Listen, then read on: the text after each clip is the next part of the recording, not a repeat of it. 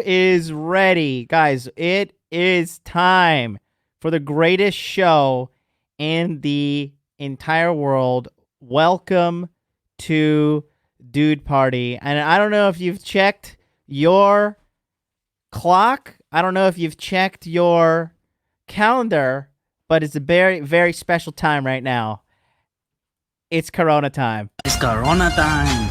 I'm flexing on you, Hey, brocos. it's Corona time. Come on, right baby. now. Give me this. Just give me the pack. Give me the pack. Look at this. It's Corona time. You guys are not on my It's level. Corona time. Who's really? Hey, it's Corona time. Who's right ready? Now. One's in the chat if you've It's got Corona. Time. It's Oh, Corona yeah. time. Hey, it's Corona time. Look at right this. now. I'm so fucking rich. Give me those, baby. It's Corona time. Who's ready? It's Corona time. I'm flexing on you, brocos. Hey, it's Corona time right now. Give me more. Bring them. It's Corona time. Who's on my level? It's Corona time. Who's on my level? Hey, it's Corona time right now. Who's It's got all this Corona toilet time. paper? Look at that. It's Corona time. Oh, yeah. Hey, it's Corona time right now.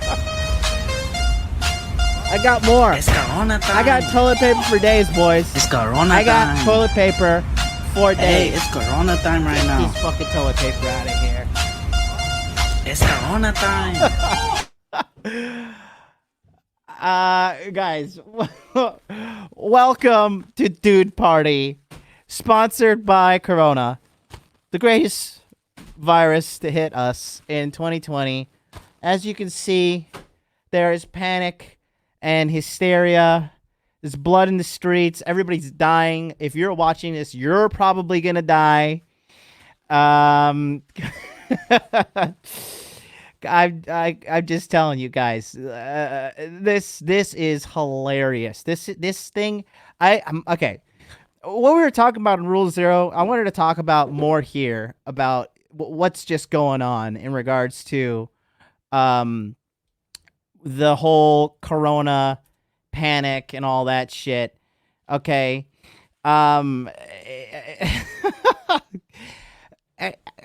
Who actually knows somebody with coronavirus right now? Okay? Who actually knows somebody? Tell me if you're in the chat. Who knows somebody right now that has the coronavirus? I seriously want to know. Anybody in the chat? Anybody in the chat have anybody knows what's the deal? I really want to know. Okay? Because there is, I mean, yeah, and I got, actually, as you can see, I'm in Asia, and I brought my guest. The coronavirus is with me here. Guys, I don't even know. I don't even know. You know what? All my guests are late, too. So, join me now. Click on that link right there, StreamYard.com. Come on. Let's talk about coronavirus. Who wants to come talk with me? Make sure you have a stable internet connection. And make sure you're ready to roll with some good talking points. Let's take a look at Corona Chan while we're here. This is Corona Chan. Let's be honest. How many of you guys would let her spit in your mouth so you can bang her? Give me a 2 in the chat if you would let Corona Chan spit in your mouth and you could bang her. Let's be honest. Let's be super honest here. I would bang Corona Chan. Would you bang Corona Chan? Because I think everybody's a liar when they say no. I want to see nothing but 2s in that chat. Okay? Ben from Germany with the 2. I'd the 9 says I'd smash. Who likes Corona Chan? Is sexy. Hector with the all 2s. Disco God 2. I'm the 9-2. Ethereal Word 2. Josh Costanza says, I already love, I love red flags. DBB 2, Extra Guac 2, Gus 2, Gap Lover 2. Sam Bottas is morbidly obese. I don't know, Sam. I'd put up with her. I'm not saying marry her. I would just say bang her, you know? Come on, Sam. You like Chinese girls. Let's not joke around here. You got a little bit of yellow fever, Sam Botta, baby. Mark Gordon with the 2. Dose Oscar 2. Move over, Jessica Rabbit. Can't bang a cartoon, bro. Oh man, I thought you could. I thought you could bang dolls and all that stuff, and everything would be, I thought that was real. Okay, there's the spot. There's everybody there. Okay. Uh, Thor, what's up, buddy? How you All doing? good. How All you good. doing? You hear me? Yeah, I can hear you perfectly. Fantastic. Out here in California, the coronavirus has induced an insanity that you would not believe. Oh wow. I'm just gonna bring on everybody who wants to join on for right now, and then guys, Sure. you might have to leave as my other guests get on here. Okay, just keep that in No mind. worries. Adonis, what's up? First time me seeing you on here. How's your mic and everything? Can you hear me? Can you connect well? I can't hear you, buddy. You're muted. No bueno. I got nothing. Chris, how are you, bud? I'm doing well. In 10 years, kids are going to be asking, why did that beer company name their beer after this virus? It's kind of like how kids will ask, why did Hormel Foods name their product after unsolicited email? Oh man. I mean, okay, you guys. So, Chris, how old are you, Chris? 48. So 48. So you've been around. You've got some life experience. Obviously, Thor. You said you're 57. I'm 57. 57. So you guys are a little bit more seasoned gentlemen. Uh, Chris, why don't you tell me about what do you personally think right now of all this hysteria and mania going on with people panicking and all the coronavirus and all that stuff? The only thing comparable is late December 1999. Where everybody thought the apocalypse was going to come. And I can remember even when I was younger, growing up in the North, when these weathermen would say, "Oh, we're going to get 6 inches," and then it would be 2 inches, and it was like they're disappointed that we didn't get a whole ton of snow. There seems to be, the more you create, the worse you create the story, the more obsessed people get. And uh, you know, it kind of hit us. I think Austin, in a way, where I live, was maybe kind of set the tone for this, because when they canceled South by Southwest, and there were over 50,000 people signed this petition to cancel South by Southwest. And what I said, these are the same kind of people that work to get lawn darts outlawed. I'm just sick and tired of us being so obsessed with safety that we don't live anymore. Yeah, I mean, let's be honest. Let's be honest here. Okay, how many of you guys on the panel really think that this is going to kill a lot of people in the world, like millions? I don't think so. I do. You think so, Aaron? Why? And here's the thing: if it doesn't, Are you trying to be controversial here, or you No, actually no. have an opinion? No, I'm not being trying to be controversial here at all. Maybe indirectly, and I'll take it back. Yeah. And maybe partly agree with Aaron. I'll tell you why. Well, Because of the economic impact. Hold on. Yeah. Let me hear Aaron first. I'm talking about direct deaths from the coronavirus. Aaron, go, then Thor. Yeah, and I'm trying to be reasonable and rational about this. Here's the reason why. Human beings are animals, and human beings we live in nature, and we always have. And now we're being told to overly sanitize our environment. And immunity is an inside job.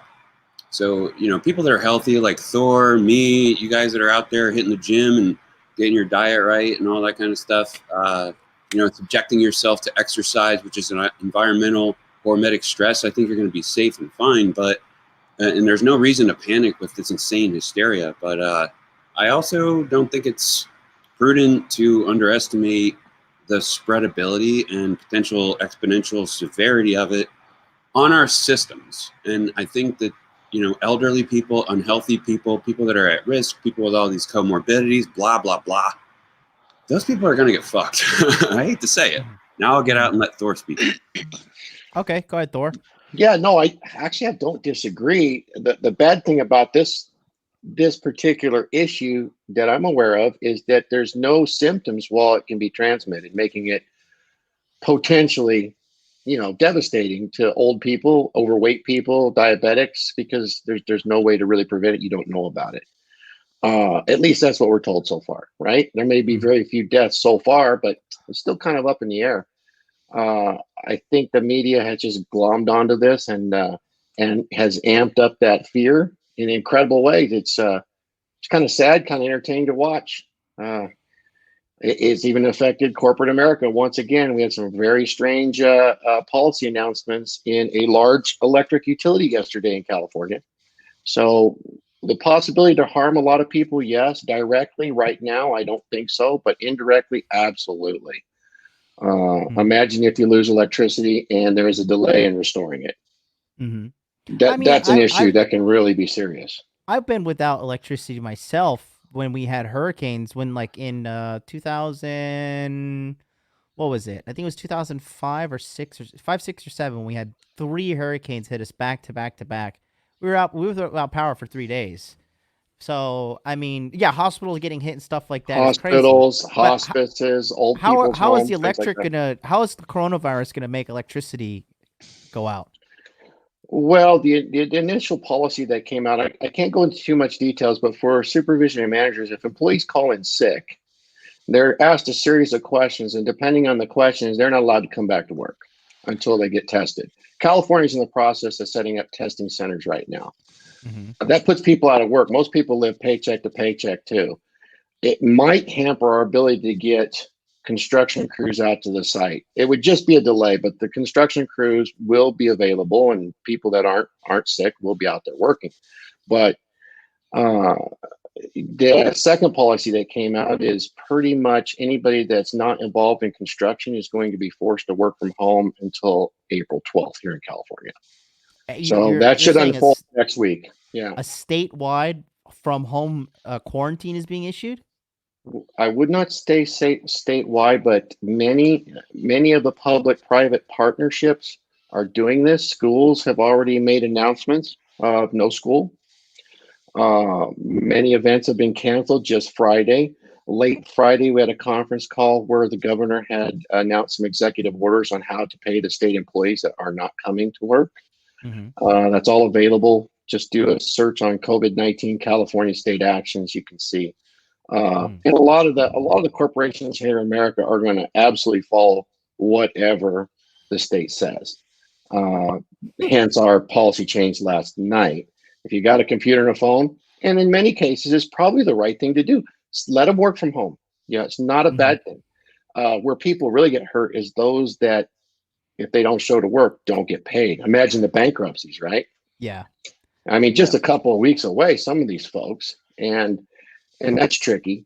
Some of the support staff will potentially cause delays in restoration of electricity. And where you really worry about that is with everybody staying home, there's larger loads in the residential areas that might not have the infrastructure necessary. And in some cases, the hospitals, that's a concern. And there are contingencies in place. It's not all that bad. There's some good that's going to come out. We're going to learn how to respond to emergencies better because of this. But it is kind of interesting. The language I saw was kind of overblown panic, in my opinion. So yeah, I think the actual virus is not as deadly as the panic. Abu, what do you think, buddy? Adonis, I don't know if I don't know if you're connected through Bluetooth, buddy, but sometimes that messes with it. Go ahead. Okay. Oh, yeah. I mean, I have to agree with Thor. I think what we're seeing here is like something new, where people are carriers, and they don't always actively show sicknesses and illnesses. And so I think, in my humble opinion, the illness is far more widespread than we know, because some people are showing symptoms, and other people, they get hit hard. Like myself, I got hit hard. I didn't have coronavirus, but I definitely had something. And then to top it off, it's coming right at the head of influenza and flu season. So it's just, right now, I think there's a wildfire situation, and now governments are trying to control it all. And now people are starting to panic. I mean, there hasn't been a great deal of panic out here where we are, but I also don't think there is a need for a great deal of panic. I don't think a bunch of people are going to die, in my humble opinion. Yeah. I mean, we've seen the statistics. It's like old people. It's, if anything, they're trying to get rid of all the retirees that are about to hit retirement age and start sucking up government funds. I mean, that's what it looks like to me. I hate to be a conspiracy theorist, but I'm like, yo, what's going on here? Even the UK was like, well, we're gonna like, take care of some people, and other people are just gonna sort of, kick to the curb. Chris, I'm gonna have to pull someone on for you, buddy. Thanks for coming on, man. If a spot frees up, come on back. Yeah. I think I honestly I think this is overblown. I think I'll put on the conspiracy hat a bit, dude. The overnight extreme drop in the stock market. I mean that. I don't know. I smell bullshit. You guys don't understand how much I do not trust the government, and I do not trust the mainstream media, and they're the ones all over it. Listen, if you guys listen to me right now and you think the fucking government cares about you or the fucking media cares about you, you're a goddamn fool. I mean, James, you're looking sexy as fuck over there, buddy. What is your thought on all this? Man, everybody just needs to keep their shirt on. I think we're gonna make it. And the other thing I would say is that, this is an excellent time to buy. So I manage my own money. And I have a list of companies that I would love to buy at a discount. The fundamentals haven't changed for a lot of these companies. I bought a 3.5% position in MGM after stopping out of a bunch of other positions, because I have trailing stop losses that are calculated at the end of every day. Vegas isn't going anywhere. MGM isn't going anywhere. If they go somewhere, then like all is lost. That'll be the least of your worries, is what your portfolio is doing. So this is an excellent time to buy. $15 for MGM, get the fuck out of here. They have billions of dollars of assets on the ground. Mm-hmm. Charlie, you're the kind of obviously crypto expert, and you're doing some stuff with the Dow Jones, the S&P, monitoring all that. What do you think about that huge overnight dump off? Sam Bada is in the chat right now. He says this is not about the virus. This is about the banks crashing. I don't know. I look, guys, I trust myself, and I smell bullshit all over this thing. So do I. I smell bullshit all over this fucking thing. Well, and social media censorship. I mean, it's through the fucking roof. Go ahead, Charlie. Well, so where is the bullshit is the question, right? Mm-hmm. So, to be honest, Deutsche Bank, which is the biggest bank in Germany and in Europe, one of the banks that has probably the most problems in all of Europe is Deutsche Bank. If that thing fails, the EU fails with it. So, to be honest, the banking industry is on a thread. If Deutsche Bank fails, the entire EU fails with it, and then the United States goes into negative interest rates, and a lot of shit happens, and you can't go back from that. So, in terms of like cryptocurrency and Bitcoin, yes, that shit follows everything which is happening in the traditional markets, but the traditional markets are kind of fucked. And it's kind of a sad state to say that Deutsche Bank and a lot of these other corporations that are, like JP Morgan and whatever, that have been doing business way too above, they've been way over leveraged the last 10 years that I don't know what you want to call it, but God is coming to, reckon with them basically. So go ahead, James. It's a conversation, man. Yeah. So here's the thing. What Charlie says is true. Deutsche Bank was on the other end of a lot of that mortgage-backed security business that was propagated by largely Goldman Sachs in 2008. That was never resolved, rather. They've been holding that dirty diaper as it deteriorates over time. This entire time, it's still there. And so what he says is absolutely true. This is an extremely fragile situation. They were on the other end of it. Yeah, and that's the thing that is like, it's just a ticking time bomb, right? So the whole traditional market has been waiting for this thing to like explode, basically. So, Deutsche Bank is basically the only thing which is closest to failing. And so once that domino falls, Europe already has negative interest rates, and the United States has never experienced negative interest rates. But because of how much money they're printing now and how much shit the United States is going through now, it's only a matter of time. Give it about 6 months of this pandemic, and the United States says, okay, we have to go into negative interest rates. That's going to be a positive thing for the economy, because all of a sudden they're just going to spin a bunch of bullshit, and then eventually everything is fucked. And then at that point, what holds value is really the only thing that really matters at that point. And that's the kind of conspiracy theory, the kind of, I don't know what you want to call it, but it's just that doomsday theory that everybody's been talking about for 5 to 10 years. The gold bugs have been talking about it. The Bitcoin guys have been talking about it. People who are on the outside have been talking about it for quite a long time, but it's actually coming to reality right now.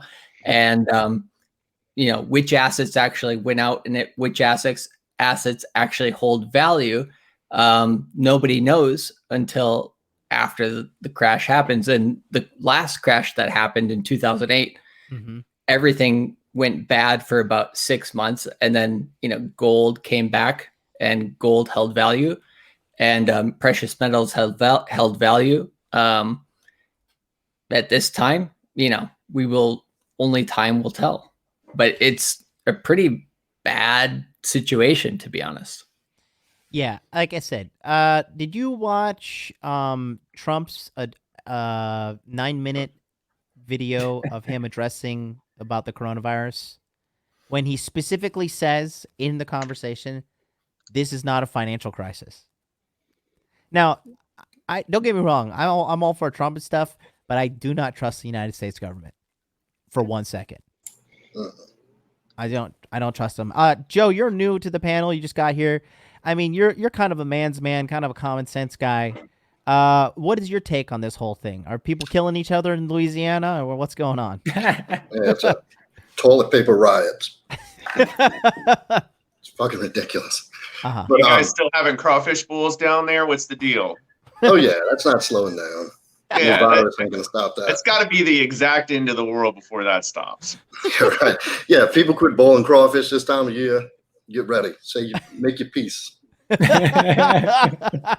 So now, obviously, I'm not as well versed as Charlie and James, like with the stocks and all. But I mean, it's once you take a different perspective on like truth and what's really going on, and you have an understanding of what mass media is really all about, what politics are really all about, it's evident. This is just what's the word I'm looking for? It's purposeful. Like they're doing this shit on purpose for mass fabricated. hysteria. Yeah, it's mass hysteria and panic to get what? People go out and spend all of their money and get afraid. They go in and hide. But I mean, look, it's an election year. Like pay attention to every year, that every election year, there's some big event that shifts the attention toward the election to make the person in office look either really good or really bad. And think about it. Where does all of this shit started? In China. I haven't seen anything about that in weeks. Well, I haven't seen one flash of anything to do with China on TV or anywhere else. They have these supposed cases breaking out everywhere. I haven't talked to anyone yet who even knows somebody who knows the person who has coronavirus. Like, there's no evidence. It's just a bunch of chaos. Look, And for the people most have part, the virus and they don't know it. They may have a low-grade fever. They may have a little fever and they take Tylenol. Guys, I'm under the weather right now. I may have it, okay? I'm not panicked. I might have an unnamed flu or I might have a named flu, okay? And it's all the same to me. I mean, until I have trouble breathing and I got to go to the ER, there's no panic here. I don't know. We're all home from work, so it's not like I'm going to infect anybody. What the about dogs aren't complaining. So what about this? Do you think this is connected, or are we going full Alex Jones? Bill Gates. I'll go full Alex Jones. I'll go full Alex Jones. So Bill Gates steps down from Microsoft, and then Bob Iger steps down from Disney. the timing of that is kind of weird, isn't it? Like that guy, out of all the time he could have punched out both of them. I think Iger's related to the lack of performance on their woke movies. The timing's a little weird, but I do think it's justifiable. Like, in other words, they flushed a huge amount of money down the toilet and haven't recouped it on the movies. Gates, I don't know how to explain that. I mean, that's why now? So let's make an educated guess. Right now, aren't there, and I don't know much about this, so let's just throw it out there. Isn't there a lot of unsealed indictments or sealed indictments that are sitting in the Justice Department? Thousands and thousands? For what? Anybody hear about that? What is that? I don't know what you mean. Well, apparently the Department of Justice has been ongoing investigations of corruption and allegations of fraud throughout the government, and there's thousands of sealed indictments that are just sitting there at the Justice Department. Anybody hear about any of that? No. I mean, No. like thousands. Okay. Who are they persecuting? There's a lot of theories on who it is, but they're sealed, so they're not named. They won't even prosecute until they get named, but it's a huge number. I believe it's available on the DOJ website because it lists all the indictments. You have to dig for it. I know that's the big Alex Jones thing right now. So when you said Alex Jones, I thought maybe you knew. Yeah, no. What if Harvey Weinstein's behind this, so he doesn't want to go to prison? Well, you know, I have to say I have a little bit of a conspiracy on some of these things, because think of it this way. They've announced in all the media that this affects people over 50, and it could be up to 8 to 10% that could go fatal, right? Imagine all of this imagine the assets that these people hold and the liabilities that they have, particularly with Social Security. And some of that stuff's unfunded. And if they just went away and their assets weren't in trust, that's a lot that the government could collect, right? Especially from the older folks. Yeah. Offie Kingdom, exactly. thank It's a you wealth for transfer. the Offie Kingdom. Love you, buddy. Thank you so much for the $2 in super chat. I don't know if you're backstage, but if you want to come on, just holler. But thank you so much, buddy. Love you. Well, I think that point Thor is onto something there, because think about Italy in particular, because their economy had been doing shit. Their currency was doing absolutely nothing for a long time. And they have, I mean, every country has a shit ton of boomers, right? Yep. And, you know, if they get rid of the boomers, they don't collect on insurance, they don't collect on pension, they don't collect on a lot of different things that bring down the economy. If they can get rid of even half of that part of the population, whether it's in Italy or any other country, that actually frees up a lot of, you know, cap space or whatever you want to call it for the younger generation. And so most people benefit from the older generation dying. And in this case, the boomers just, you know, take up more space than others. And so, you know, they don't want them collecting, and they don't want them taking that pension. Hold on, is everybody on the panel echoing, or is it Charlie? I don't hear it at all. Okay, I'm the only one hearing it. Probably. I heard it a little bit. No. Okay. I'm sorry, I cut off somebody. Go ahead. Whoever's Yeah, no, I agree with him. This is going back to what I was saying. It's like it's only an age demographic, a specific age demographic that seems to be being affected. When you look at places that have like very low age populations, Africa, you know, Asia, most of Asia, Russia, all these places that cut off their borders, whatever else, they don't really have like a severe aging population problem like Italy, where like the vast majority of the population is older than the young. You know, they have a larger old population than they do a young population. How's that going to look when you have more people collecting retirement money and this, that, you know, than you have young people actually putting money into the system to pay for them? So places like Germany, wherever else, places like Germany, Italy, UK, with like high aging populations, if this was a serious pandemic, it's telling that they took so much time to react, knowing that it affects a specific demographic. Why would you wait so long? Yeah, exactly. Like you wanted that to happen. That's my tinfoil hat theory. Yeah, there's just so many things from a conspiracy perspective that you can approach us from it. Joe, you're pretty smart with the common sense factor. Do you smell bullshit all over this situation? Oh, Jesus. Yeah, of course. Who doesn't? Just show of hands. Who does not smell bullshit on this situation? No. And then, guys, if you guys in the chat smell bullshit on the situation, throw number 4 in the chat. Let me just kind of get a quick poll here.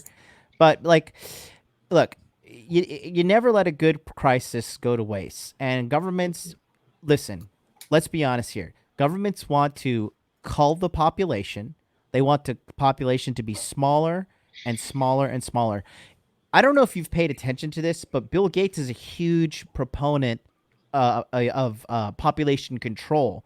But if you watch Elon Musk, right, who's like kind of like the X factor, like kind of he has enough fuck you money to kind of say what he wants. He says that in 30 years, the biggest problem in the world is not going to be overpopulation. It's going to be underpopulation. Agree. Can I throw in there to top it off? Bill Gates, if you really look at him, that dude's an absolute eugenist. He's not only for population control, he's for population control in certain parts of the world. Yes. You know? Where? And they're not his part of the world. Trying to get rid of white people? Oh, he's trying to control Africans? Yeah, he wants to get rid of Africans in specific. Yeah, I was saying this. He wanted to use mosquitoes to deliver vaccines. The guy.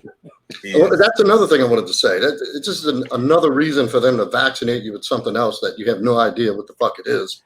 That Joe, you're fucking whoa. They're not vaccinating me. No, yeah, no, you're not injecting me. You're not injecting me. If you can't come back, to work, for example, what's going on in California until you get the industrial hygienist to clear you, and they say, we got to give you this shot. Yeah. And you can come right back to work. I have no money. What am I going to do? This is my workplace right here. This is it.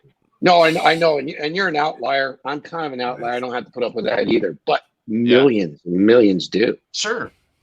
They pulled into the school system already here in Germany. They made it mandatory that kids can't return back to school without vaccinations. I mean, they're already using this to like backdoor, trapdoor stuff that, they couldn't get forced on the public before now. Now they're like, we're going to close schools for a month, and when your kids come back, they have to be vaccinated. We won't let them into class otherwise. It's not even the vaccine. It's not even the vaccine for coronavirus. So it's like, why are you trying to push this through? So they're just using this to push everything they want through the door. Yeah, man, this is some bullshit. And I tell you this, the number one people, and please, like, this is my perception. I want to know if I'm wrong, but the number one people I see fucking losing their mind are women. My sister is blowing up my text right now, and she's like, "Are you okay in Japan? I have heard about this coronavirus thing. Are you dying? Are they welding your doors shut? Like, what's going on?" I'm just like, "Yep, I'm dead." Are they welding your doors shut? They're welding my door shut. I'm quarantined. I gotta eat my girlfriend. Like, I have no food. It's oh God. I mean, like, I look, I don't even fucking get flu vaccines, man. I don't trust vaccines. I don't care. Call me an anti-vaxxer, whatever. If you're gonna be like, hey, I got this vial here. There's good stuff in here. Let me inject this into your system. You might get some side effects or whatever, but just go ahead. Go ahead. Well, for my son, they had the nurse told my son, like, for me, I had to be there, and she wanted to injecting with HPV, and I'm like, what the hell is that? Don't women get HPV from free at the bar? Yeah, well, and that's what she says, that men carry it. It's a man's responsibility to make sure they don't spread it to women. I'm like, fuck that noise. You ain't sticking my son with that shit. Go get your own. Vaccines are so overrated. I mean, I'm an anti-vaxxer. I'm not gonna lie. I'm a complete anti-vaxxer. My sons and were all not 8 vaccinated. of your children are retarded, right? They're pretty smart, actually. No, they're not. Like, they're healthy and shit. And one of your kids totally is like healthy. A military like badass, right? Exactly. He's special operations. He's a ranger. He actually got deployed to Afghanistan. He wasn't vaccinated up until he joined the military, and they were like, "Wow, how'd you go so long throughout life without getting vaccinated?" Well, here you go. So it's just total BS. None of my kids are vaccinated. Not one of them. None of them's been sick. And we even went through whatever I had just recently. I'm on quarantine till Monday. And I mean, even I got a 25-day-old baby, and she got it. And it's like, vaccines, man, come on. Just let them work through it. You don't need all that. No. What do you mean you're on quarantine? They quarantined me. Who's they? Thought actually, the government, and my job. So basically, my job told me they didn't want me back until I gave them a letter showing that I am medically cleared of coronavirus, which I have. I do have one. I posted it on Twitter. Mm-hmm. The Ministry of Health was like, look, you can't go back to work for 14 days until we're, whatever you have is definitely cleared, and we're sure it's not that, because maybe you're not showing positive now, but maybe you will in a few days or a few weeks. So they put me on quarantine, paid, of course, socialist Germany, and that's the beauty of socialism. If they tell us we can't come back to work, they got to pay us. They just have to pay us on like extended sick leave. So this is another thing. I mean, this is one thing I noticed too, is that I'm seeing, I don't trust Justin Trudeau as far as I can throw that fairy. And he's talking about, he's saying this now, Canadians should not pay their rent during this pandemic. I think this is giving some of these fuckers a little taste of socialism, just a little. Yeah. Hey, come get some of this, because then when you do enact socialism, right? What happens? It just becomes, okay, I'm going to vote for whoever gives me the most money. Yeah. That's really what it boils down to. Like, okay, Bernie Sanders, you want to give me 5,000? Hey, Trump's going to give me 10,000. Like, how much? I mean, you got to throw on that MAGA hat. Are you ready? You $10,000 a month. You going to do it? People are scum. People will fucking do it. I fail to see what halting or not halting interest accumulation on student loan debt has anything to do with coronavirus. And this is directed at Trump. Explain to me how that is anything other than just fleecing the taxpayer that underwrites these loans. I mean, I want to know. I'm still on his side, but I got some questions. It goes back to what I was saying. They're using this to push whatever they want through the door. They're just using this for any and everything. Well, in a moment of this crisis and hysteria and panic, anything that they give you, any breadcrumb they throw, is going to seem like the best thing in the world. And they're going to remember, like, they're going to say, well, you remember when everybody had coronavirus and I, eliminated interest accumulation? Look at me. And it's a tactic. This whole thing's fucked. It's all. Yep. Take a look at this. You want to see 50,000 people losing their mind? Yeah. Look at this. Check out this. This is the coronavirus pandemic live stream right now. There's a live tracker. Look at the chat. Well, they're getting super chats. Why don't we do that? If you want to support this stream, go ahead and click on that link right there, streamlabs.com/Modern Life Dating Channel, or send a fucking super chat so I can buy some toilet paper. I don't know. Donate to the Modern Life Dating Toilet Paper Fund. Look at this. So we got 154,000 cases. Okay. Charlie, what percentage of that is of the human population? Can you divide that by 7 billion? I'm not that good at math. You might want to pull up a calculator. I was gonna say you might want to revert to a calculator here. Okay. Oh wait, hold on. Listen, I gotta fucking share the music. Jesus Christ! Listen to this dramatic ass music that's being played with it. Here we go. Oh my god. Oh my god. This is like a video game. Tunisia, Malta, Armenia. Look at all these zero deaths. Colombia, 0 deaths. Look at the dominoes fall, right? Yeah. This is fucking hilarious. It's sickening. The music is really what really gets. The music is really the icing on the cake. Wait, this isn't you doing the music? Get out of here. No, dude, this is look at me. I'm gonna press the mute button right there. This is like that. The world this is like become. that with the animals where everybody's crying. Yeah, right. Precisely. Oh my god. It just blows my mind. It just. You know what this shows though? This shows a huge opportunity for those that are paying attention. Yeah, and how understand this propaganda, right? So that's so let's talk about that. How would you go about sorting this? How would you go about sorting yourself out? In regards to this, and if any of you guys, if you guys want to step out on it, let me know, because I got Rob that wants to come on, but it's first come first serve. Sorry, Rob, you're late, buddy. Love you. But yeah, like, okay, Florida, you bring up a good point there. Tell me about this. Like, how would you go about, making lemonade out of the current lemons we've been served? Sure, people all have needs. I guess on a general level, people have needs, even though this panic's going on, and fulfill one of those needs, and you can make a fortune, right? Also, and some of those needs are going to be, people are going to need cash. If you sat on some cash, for instance, in the last crisis, I had earned a little bit of cash, and I was sitting on the cash, and after things started settling out, cash was king. I bought 4 houses cash. So really, I was able to turn this. That was from an online business, a retail business that I had created in '99, just to keep the wife from having to go out in the workforce, and it turned pretty good. I did a lot of artwork and gifts and stuff on there, and it was enough so that the housing was cheap enough during that crash that it seemed like a good opportunity. Also, there were some opportunities in some of the stocks. I am not a stock market analyst or trader. I have lost my ass. In the tech bubble, I rode 200 grand down to 11. Not good. But there are opportunities. Listen to some of the experts. I would listen to Charlie. Charlie has some good analytical thoughts on what's going on. Pay attention to things like that. But there could be a local need too for something, a service industry that someone's not doing. You might fill it right in. Old people, deliveries, anything, just something that people need, and you've reserved your cash, look for buying opportunities.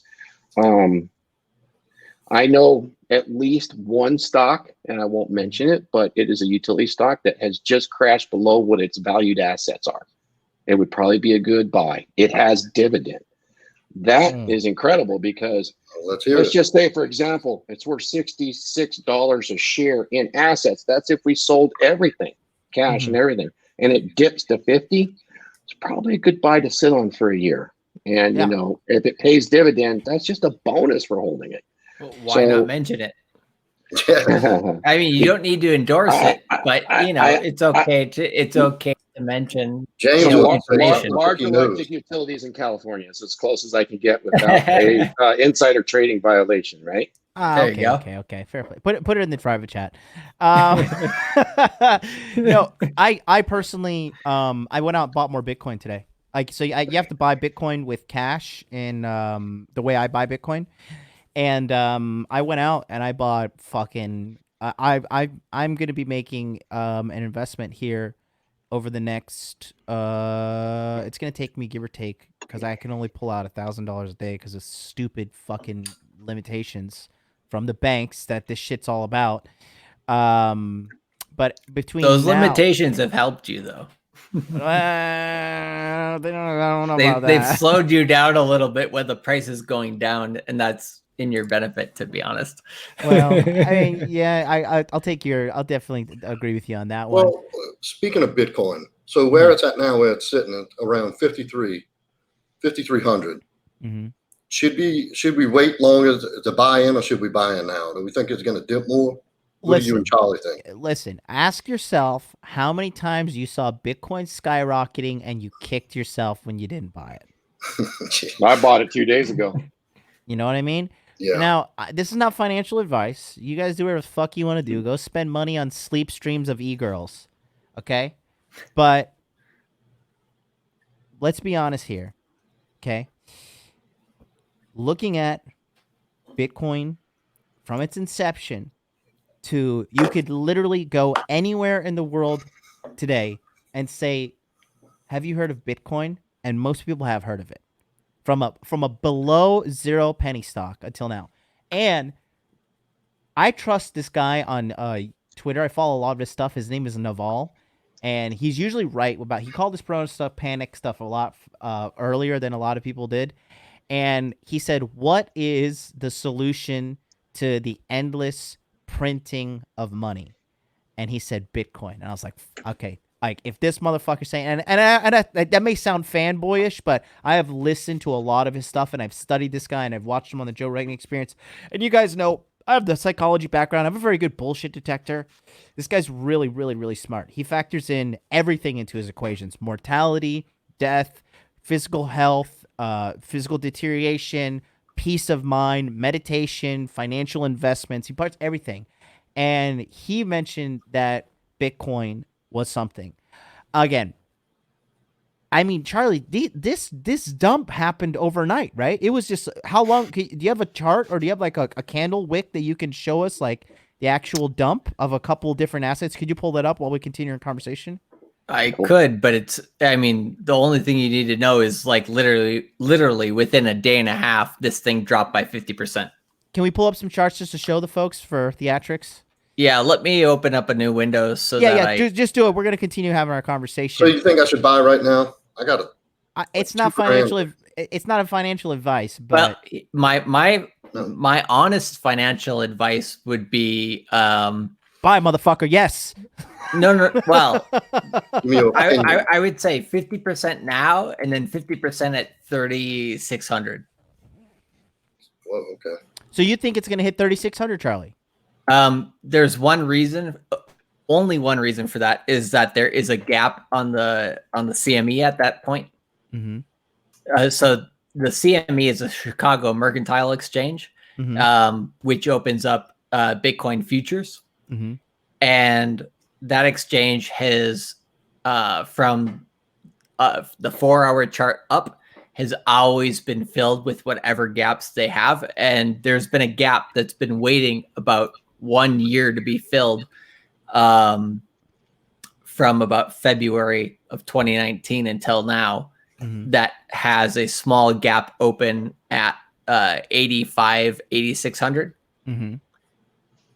So meaning, what does that mean then for normal people?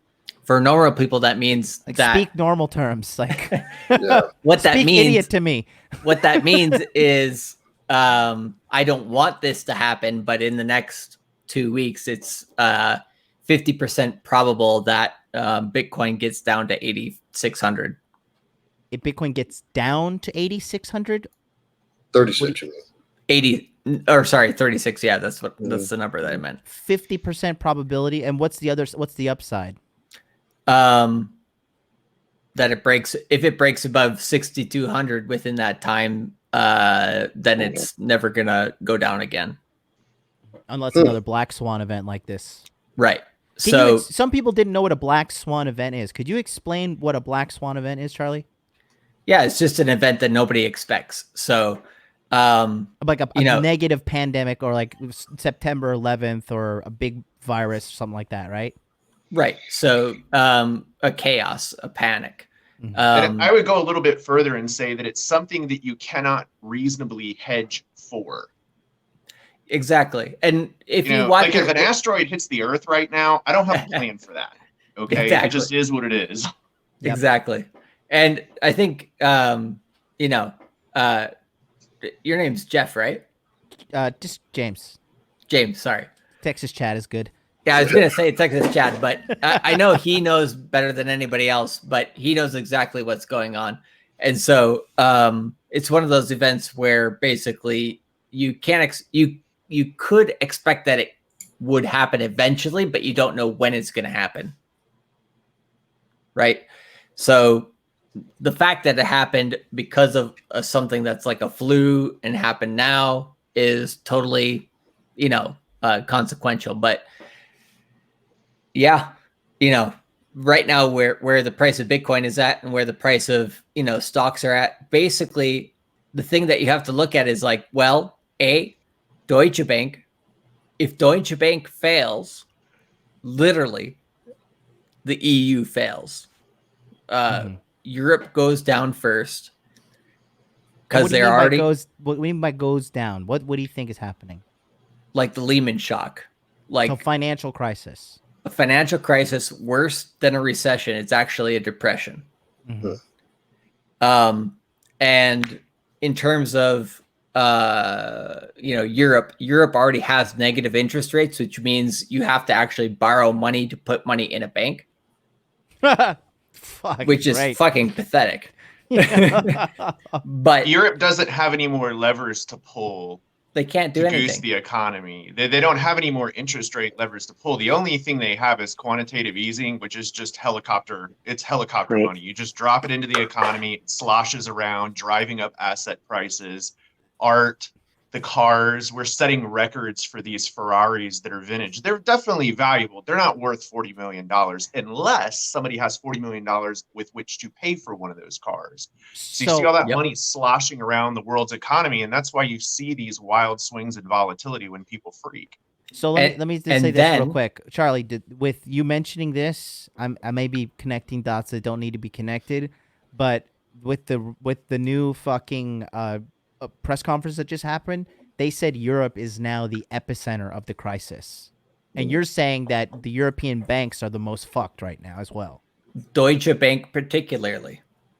Deutsche Bank. I mean, they've been hanging on like this. Yeah. Just pay attention to Deutsche Bank.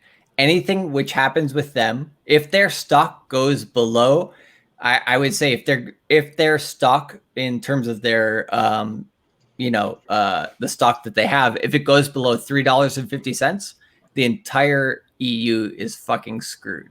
And what's their stock at right now? Probably about $5. Fuck yeah. Oh shit. Abu, you got guns? So yes, sir. Indeed, I do. I'm an American. Come on, man. It sounds crazy now, and it sounded crazy a year ago, but it's one of those things where it's becoming more real every fucking day, and it's scary. I mean, to be honest, this is something that nobody in the world wants because Bitcoin's gonna get fucked. The traditional stock market's gonna get fucked. Everything is going down for at least about 6 months. Charlie, Bretton Woods 3 is coming. You know what Bretton Woods is, right, boys? That's where we made the agreement to put the United States as the reserve currency that oil's traded in. Yep. Look, you better hope we land at the top of the pile, depending on where you live. For me, I have a self-interest in the United States, okay? Of course. So, Jonathan, that last chat you just put up. Yeah. We're speaking about opportunities. Let me just bring us back from the financial thing just for a minute. I'm going to make fun of this. People panic over the toilet paper, but if you have a creative mind that can see opportunities, we have opportunities around a lack of toilet paper. Let's just think for a minute. I'm going to try to encourage people here, right? Okay. So if you had the right marketing genius, someone like Jonathan, I could go buy a bunch of little fancy weed sprayers that I can pressurize with a little hook that you can spray on your rear end and clean it all off and sell it to millions of people because of the need that they have. Think about it. The Viking butt wiper. Call them a butt gun. I got a butt gun. It's a need, and it's presented itself. Now, a lot of people go on eBay and say, "Look, here's my old vintage roll of toilet paper, $1,000." But I'm just saying, if it's real and it pans out to be real, it's just not that. But if you can find a need or solve a person's problem, if you can solve a problem for 1 million people, even if you solve that problem for $1, that's $1 million. So here's the thing about economics, right? Is like the traditional way that America looks at economics is it looks at it as Keynesian economics, which is more like capitalism, right? But if you look at it at Austrian economics point of view, which is if a company goes bankrupt, is that actually bad? Actually, that's probably a good thing because they're not actually providing value. So the more value that you provide, no matter where it is, if it's physical or if it's on the internet or wherever it is, as long as you are providing a business of value, like Jonathan is, oh, he is. You're going to survive. So needed right now. So needed. And they have people quarantined. Jonathan, I think you can expand that huge. People need this. And now they're shut in their houses and all they have is access to this. Go get it, brother. Yeah. Well, I mean, I just, like I said, I don't mean, look, I'm gonna be fine. I don't need to sell anything. Like my planning for body language mastery, just the 26. Like believe me, if I could have predicted the coronavirus, I would have shorted Bitcoin and I'd be on a yacht, probably fucking suffering heart failure. I don't know, but I mean, like I said, I'm like, my lady fucking loves me, and she sees everybody around her losing their fucking mind, and she's like, why aren't you like being crazy like everybody else? I'm like, babe, like this is bullshit. Like the only thing I'm worried about is like I don't have any real weapons in my house in Japan. I just have a couple kitchen knives. I'm gonna go buy a baseball bat. But like I have my lightsabers, but those are not real. But like, I just want people to critically look at this like I have, because my biggest flaw in my life is that I have assumed that everybody sees the world that I do. Like everybody sees with my eyes. Like I thought everybody could read body language. I thought everybody could like, oh yeah, that guy's full of shit. Like I thought everybody could do that stuff. And I found out that they don't. And then I kind of felt like a what do you call it? Like kind of like a burden / guilt to get out there and tell these people. So I mean that's just what I'm doing here. Spencer says Trump wants 0% interest rate. The point of 0% interest rate is to force you to put your money into the stock market because it costs money to put you in a bank. How will it cost you to put money in a bank? They will charge you to hold it. Yeah. Wait a minute. Are you fucking kidding me? That's negative interest rates. That's the definition of negative interest rate is we will charge you money to hold your own money in our bank, and then we're going to loan it out to other people. Leverage against it. And that's happening in Europe? That's happening in Europe for the last 10 years or 5 to 10 years. Wait a minute. Abu, why don't you fucking say this? Yeah. I thought this was common knowledge, man. I thought this was regular. You guys don't do that over there? How much money do you have to pay to keep money in your bank account? I'm being charged about 30 euros a month. Jesus. Wow. And how many people are in Germany? 86 million? Holy shit, that's a lot of money. Hey, bro, they're killing me. There's actually a couple of new banks out that they're mostly like internet banks. They don't charge at all. I've been hearing good things about them. I might look into it, but I'm with a pretty. Wait a minute. So if let's just say half of Germany has a bank account. That's 43 million times 30 euro. Jesus, my calculator can't even show me the zeros. That's fucking. That's not really the big picture, though. The big picture is that it's you look at the $1.2 billion cost. every month that they're making. You look at the opportunity cost of leaving your cash sitting in that account, and you look over at the market that's going crazy, and you look at the account, and you're like, I really should put it in the market over there. So it's just a ploy to sweep everything into the market. This is the late stage sort of pump and dump. We can't deal with the debt that we've accumulated. I mean, it's not good. It's not good. Holy shit. So yeah, I purchase Bitcoin regularly also. So I mean, I try and keep my money out of the bank. Those guys are trash. Exactly. And well, the best thing is like, to be honest, everything that is an asset that has value, to be honest, will crash. Gold will crash. Bitcoin will crash. All these things will crash along with the regular markets. But then once stuff starts recovering, what items will recover better, right? So if Bitcoin recovers better and has better volatility and has better returns, as well as gold and all these other things, which one is the winner that you want to be with, basically, is going to be the name of the game at the end of the day. Charlie, would you consider this a deflation part of the cycle, the economic cycle right now that we're in? I would say yes and no. There's some people who think actually right now that the dollar will become more valuable, which it sounds crazy, but well, what's the reasoning? Yeah, because this is the best house in a bad neighborhood among the opinion of most of the world's investors. So when the shooting starts, you're like, well, the whole thing sucks, but that house and that yard looks like a good place to hide. So you go climb under one of the cars in the driveway and just hope that nobody sees you. Yep. I mean, that's where it's at. Best house in a bad neighborhood. Yeah, I think that's a good way to put it. Huh. I mean, yeah, like we got a guy in the chat too. His name is Albin. I mean, Albin, is shit really crazy in Italy like they're making it out to be? I just, like I said, oh man, I don't know. I like I said,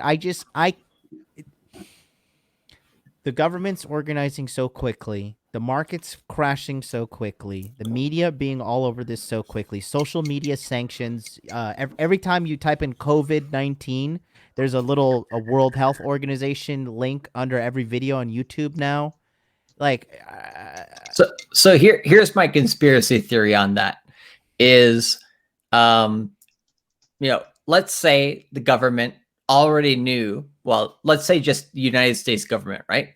They already knew that they were over leveraged and that the stock market was too high and that they were printing billions of dollars and that they knew eventually their, market had to crash, right? So what would they rather have? People in their house fearing for their life or people on the streets protesting?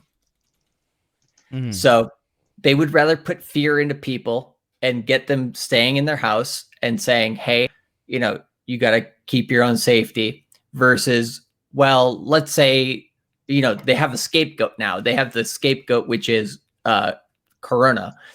Whereas in the other situation, if they were actually to say like, okay, we failed at our economy and we failed with, what's happening in the United States, people would be fucking going ape shit and people would go to the White House and start, protesting on the lawn, right? So if they scare people enough to stay in their homes, they don't have to deal with protesters. So in terms of like, putting your tinfoil hat on, that's probably the easiest scapegoat, is just something that is out of their control, but actually, they intended to do. I'm going to tell you right now, the assumption by so many is that when it gets to that point, people are going to take to the streets with their arms. And I'm telling you, in no place really in history is that true. If you look back at the banking crisis in the EU and the haircut that those in Cyprus, those account holders took, 10% off the top for everything above 100,000 euros. None of them took to the street with guns. They took it on the chin, they took it up the you-know-what, and they paid, and that's it. I wish I could tell you that it would be like the movie 300, but there's very little in recent history that suggests to me that that's actually reality. I hate that. I hate it. It's not a message that I want to give you, but I'm just looking at the facts. No. So you think people are just going to take it on the chin, most likely? I mean, I literally thought those Cyprus people would be like, that's it. I'm not taking any more. And you want to know what? They took it. Mm-hmm. I think another thing is, I think this is connected to getting those Hong Kong protesters off the street, that we're getting everybody in the world showing that, like, if you stick together, you can fight the government with fucking umbrellas and gas masks. Yeah, never thought about that. And, one thing that a lot of people aren't talking about is, what else is flying off the shelves right now? Bullets in America. Of course. There is a shitload of people at fucking, what's that nature store, Outdoors World, buying up every Bass piece Pro. of gun. Bass Pro Shops buying up all these guns and bullets right now. I like I said, I 100% agree with Charlie, and I thought about this myself. I think that the fact that these people, they needed a decompression of the stock markets. They needed a crash. They needed to do it somehow. And I think moving swiftly like they have with this whole fucking coronavirus thing, I think that this is an opportunity for them to kind of say, oh yeah, because of this virus, everything fucking crashed. But really, like, I don't know, like, somebody needs to do some deep diving on the data and find out. But it's just all a little too convenient. And again, if you think about the action, like, if people's faces were melting off from this virus, I'd be shitting my pants. But it's like, like, you're gonna have a cold. Have a bad cold, right? Yeah. So guys, share what this video, by the way. If people start bleeding from the eyeballs, okay, do we start then I shooting each freak other out. at that point, or driving Yes. our cars into each other, or do we just buy up all the toilet paper? Guys, real quick, if you guys are watching, if you could share this video with your friends, get this out there. I want to get this to 200 live viewers. We're at 165 right now. I want to get up to 200. Yeah, it just doesn't add up. It does not add up. Like the hysteria, the banks crashing, and you like what? Like, are people buying these toilet paper because they're gonna be fucking sneezing? You know, my uncle said people buying all this toilet paper because they're all full of shit. I'm side with that one. And he also told me, he's like, you know, like how, like, okay, what's the fucking death count at right now? He says 5,400 people die from coronavirus, and everybody wants to wear a mask. 13 million people have HIV and nobody wants to wear a condom. You know, it's just like the incongruency is extremely I don't know, just I mean, chat, what do you guys think? Do you think I'm a fucking psychopath? I want to know if I'm crazy, but that's why I ask these questions, you know what I mean? We know you're Not crazy. at all. Joking. It's just, you know, Propaganda is huge. I can look at my region in Germany. Uh-huh.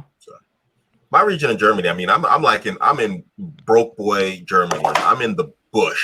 I'm right next to the Rhineland-Pfalz. I'm in Saarland, and these are like two of the brokest states in Germany. I'm only here because of my kids, although I got a good job. I'm not broke. But anyway, my state, Saarland, their primary sources of income are prostitution, because you know, prostitution's legal here. They got like the hoe houses and everything, and drugs, and all of it comes from France. So all of their Johns, not our modern life John, come across the border on the weekends, and they spend all their money, and they stay in these places for like 4,500 euros, and they stay there for like 2 days.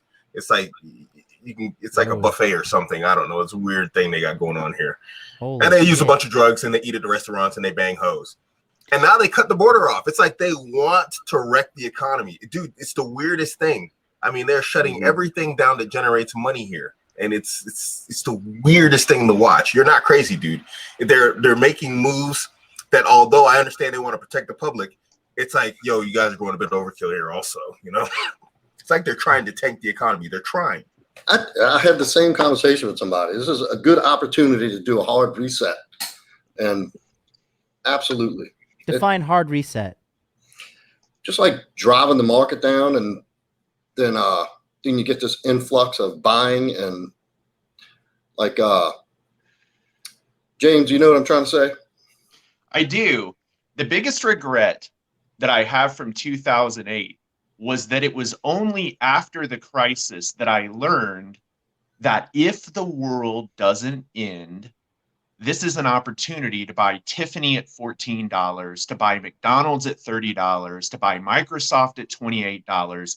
Everything's on sale. I didn't understand that concept. You're not planning for the end of the world. If the world's ending, I will drink in 2020. Okay, like, I mean, you know, hey, I'm opening that bottle of PJ that's in my fridge. Okay, that I don't have a plan for right now. But if the world doesn't end, then everything's on a discount. Yep. It is. I totally agree. It's interesting. Just yesterday, just wanted to stop by one of the big grocery stores here in California. And unbeknownst to me, the schools announced they were all closing in California. So I went in and I saw this line of people waiting to check out. That was enormous. And they were clearing all the shelves out. So there's going to be a little boost to the economy. But honestly, anybody that's awake, and I'll offer this advice to everybody watching, man, at least have 3 to 6 weeks worth of food and toilet paper in your house. In 2 weeks, I'm telling you, those stores will be empty and that toilet paper will be on discount. But fucking toilet paper, you can wipe your ass with an old dish rag or something and wash it. Or just I like the weed sprayer idea, you know, power wash, you know, no Klingons or anything like that. I had a lady with 2 shopping carts. I had to go to Walmart. Yep. It wasn't as bad as I thought it was going to be, but it was still, when regular people get together in big groups, it's a clusterfuck. And well, they make it worse out here in California. They have people that record on their phones, and these news outlets want to broadcast this all over the internet. Look. Well, and, amazing. Pulling 2 shopping carts filled like a mountain of shit wipe through the store, bumping into everybody and all. And I said, you know, why is everybody buying up toilet paper? So he said, well, if we're going to be stuck in our house for weeks or a month or 2, we're going to run out of toilet paper. So well, what about like water and beans and rice? You know, shit that that actually matters. Mm-hmm. Oh, well, and that's the rationale behind it. Yeah. People are stupid. Those They- two baskets of Morons. toilet paper are a physical representation of her irrational level of anxiety. Yes. That's That's true. how it manifests itself. The other thing I'll tell you, and I don't want to give That's too much outstanding. away about my personal life.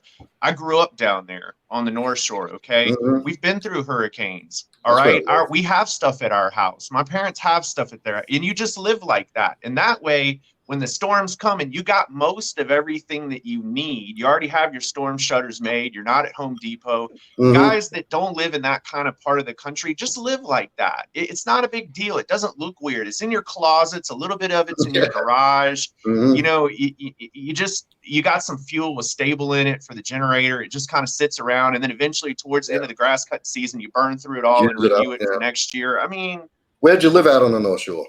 I don't, I'm gonna DM you and we can talk about that. There you go. But Don't I'm let gonna me ask you a look, but question. probably not in Throw you this out there. form. I like this quote. Stupid people are more scary than the virus. Let They me ask really you are. something. Go ahead, Abu. Who I'm lives gonna in eat the an city? ice cream and enjoy the end of the world. Go ahead. Because I'm like in the country and people aren't really panic buying out here. But all the pictures and photos and videos I'm getting from people that I know personally in big cities, they're going nuts out there. So it's like out here where I am in the bush, because we're like largely agriculture. This is actually from behind me where I live. I mean, we're in like agricultural states. Yeah, people aren't panic buying out here. But like in the cities, I'm getting videos from Frankfurt, Bonn, here, there, major cities. People are going nuts out there. Anybody else not in the city? Hey, Abu, who are with the videos you see of people going nuts? Are they women going crazy or is it men? It's mostly women. Women. It is. Let me It's show you women. That was Check the out, broad with the two baskets full of toilet papers with one, and she Check looked this fucking out. totally. I want to There's show you guys another this. issue. Another issue we have in California is people don't cook anymore, especially the young people. Check They this all out. buy fast And food. as I figured out, Can the you guys hard hear that? Yeah. Yeah. Okay. Watch this. Oh my God. Come on.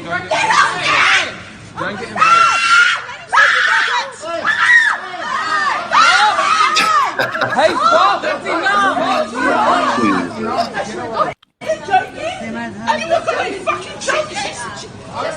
Get that toilet paper. Better look out.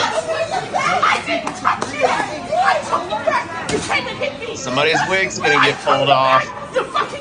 Excuse me? Go away from my daughter. Stop. Please. I just want one pack. No, not one pack. What's the limit? That's 5 minutes. Why? Guys, I need everyone. Look at this fucking toy, motherfucker. Hold on. Take it away from them. Stop. You need to get off this trolley now. You need to get off this trolley now. Look what you're doing. Find other tissues. Think about what you're doing, yeah? Jesus. People are pathetic. Let me tell you something. If I was a store manager, I would call the police and have that one woman charged with trespassing. I'm just not fucking around. This is ridiculous. I got a place of business to run. That's insane. Every video I see, and guys, chat, please link me. I want to see. But every video I've been seeing, it's been women losing their shit. The two people that I know that are losing their shit to me are people that are poor and people that are chicks. Like my sister is The like Barrett. Barrett falls more in the woman category than he does the poor. So this is a great red pill moment. All right. So I go out, I get my normal week's worth of groceries so I can do my meal prep. And I'm walking around with this smirk on my face like I normally do. All right. It's kind of subtle, but for those that know what it is, they know it when they see it. And I see a few other guys with the same thing. And that's how I know they know what's going on. And we're all just kind of amused. Hey, I didn't get my half pound of sashimi grade tuna for my poke bowl, so I settled for salmon. Nobody freaked out, okay? Sometimes it's out anyway, and it doesn't have anything to do with the coronavirus. I mean, it's just hilarious to see how even men are reacting. There's a few of them that like get it, and they're like, hey, we're still here, Like I said, watch the government, watch the media, watch Hollywood stars. I don't think Tom Hanks have it. I don't think Tom Hanks has the coronavirus. I don't think the Prime Minister of Canada, I don't think his wife has the coronavirus. I don't. I just don't. These people are super elitist. Like, how are these people What events is this woman attending? Like, I know nobody's Canadian here. Maybe some Canadian in the chat can tell me what events is she attending that's mass exposing her to the public. Like, if anything, Charlie and I should have coronavirus because we are mass exposed to a ton of fucking Asians in Asia, with one of the highest. They came Chinese off the cruise ship right around where we are. Right, like, right. There's like 300 people with it. Right, we're a Chinese tourism hotspot. Tokyo, Osaka, those are huge Chinese tourism hotspots. And I mean, I went to the doctor. I was like, hey, I got corona. He's like, nope, you got bronchitis. Here, take this and go home, sleep. I didn't even go to the doctor, and I just know it's not that crazy. You went to Dr. Jack Daniels. No, I went to the doctor Sake. But there's no method to the madness, really. Breathing, I'm going to call the county number that they've given us and figure out what to do. But until I can't breathe, I'm here in my house where I'm comfortable. Okay. I mean, there you go. I mean, but John, man, you make a good point. There's no method to the madness, man. There's this guy in this town right next to me. The guy never left this region, period. Has no contact with anybody who was known to be exposed, and he popped up with it. There's really literally no, it's like a wild Pokemon. It just popped up out of nowhere, and he got it. And everybody's like, where did you go? And he's like, I haven't been anywhere in years. The dude goes home into work and home into work again, and he got it. It doesn't make any sense. None of this makes any sense, man. None of it. That's what makes me think of conspiracy. I'll go. Who wants to see an Illuminati conspiracy? Here we go. This one's good. Okay. Let me go to. Here's Tom Hanks's son. Tom Hanks's son's Instagram, and he put out a. Oh, I can't. Where did he not? Did he not put it out? Wait, where's his? Chet Hanks. Okay, let me see. Chet Hanks. Tom Hanks' son thinks he's black. Really? Okay, here we go. So take a look. This is reaching, but I always look for look at the all-seeing eye tattoo in the middle of his chest. Jesus. What's up, everyone? Yeah, it's true. My parents got coronavirus. Crazy. They're both down in Australia right now because my dad was shooting a movie down there. But I just got off the phone with them. They both are fine. They're not even that sick. They're not worried about it. They're not tripping, but they're going through the necessary health precautions, obviously. Yeah. I don't think it's anything to be too worried about. I appreciate everyone's concern and the well wishes, but I think it's all going to be all right. But I appreciate it, and just everybody stay safe out there. He's done a lot of time on the inside, grew up in the hood real hard, tough life, you know what I'm saying? Couldn't be bothered to really start a business or anything. Hey, I could think of 1,000 things if I had the kind of, instant backing like that I would love to do. You are tripping, bro. Yeah. You are tripping. He's in Louisiana, Joe. Go find him and whoop his ass. He needs it. Yeah. You can find him at the bar at Republic, Joe. Just Yeah, all the places I don't go.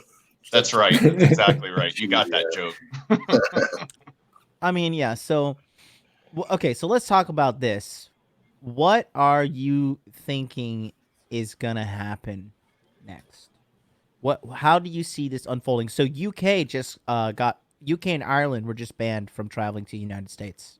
I have my whole theory, but I'll let everybody go, and then I'll tell my.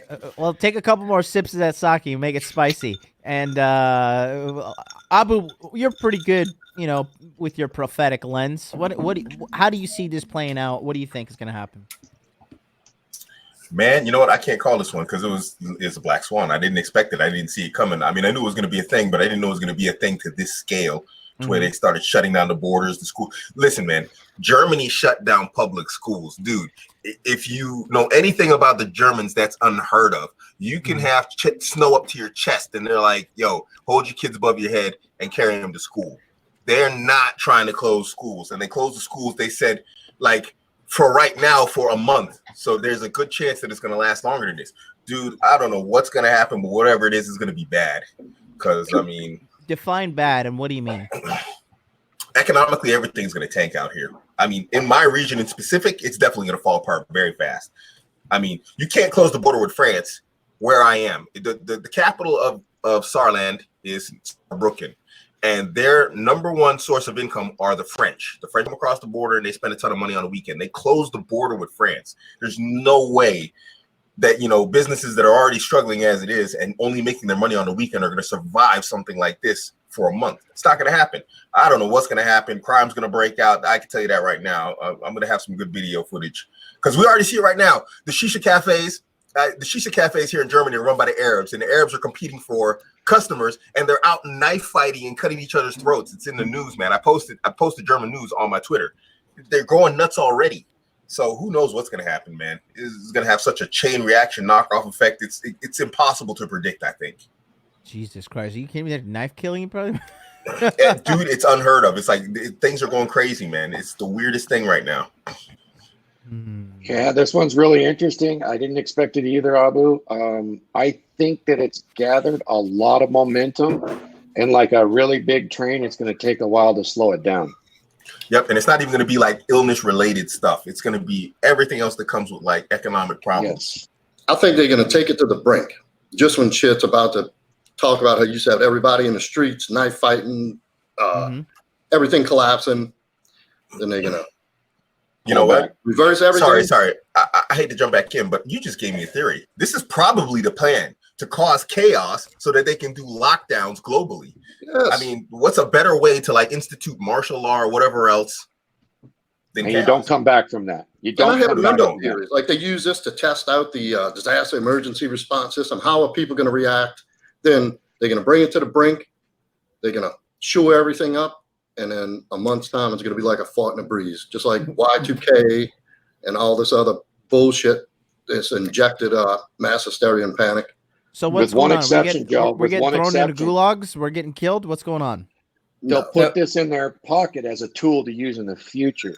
Yeah, it's an experiment. It's a drill. It's to see what can we do in the future to get these people under control in one fell swoop. When they tell you to jump, they ask you to jump how high, right? Yeah. So they're just testing, the entire society. Like when they say like, yes, please panic society, what's going to happen? They see, okay, everybody buys up toilet paper because we told them to buy up toilet paper. Like these people are actually that retarded where they're actually going to do exactly what we tell them to with whatever misinformation we give them. Think about it. What did they show in the beginning of all of this? People buying toilet paper. Like that's what you're seeing on all the news. Makes no sense. And that's the first thing everybody runs to, like the power of suggestion. People don't even know why the fuck they're buying toilet paper. They just seen it on the news. So it's a manifestation of their anxiety. It's completely irrational. Yes. And it's mostly women. So men out there, if you express some masculine confidence, it's a payday, buddy. Well, good luck with that, because the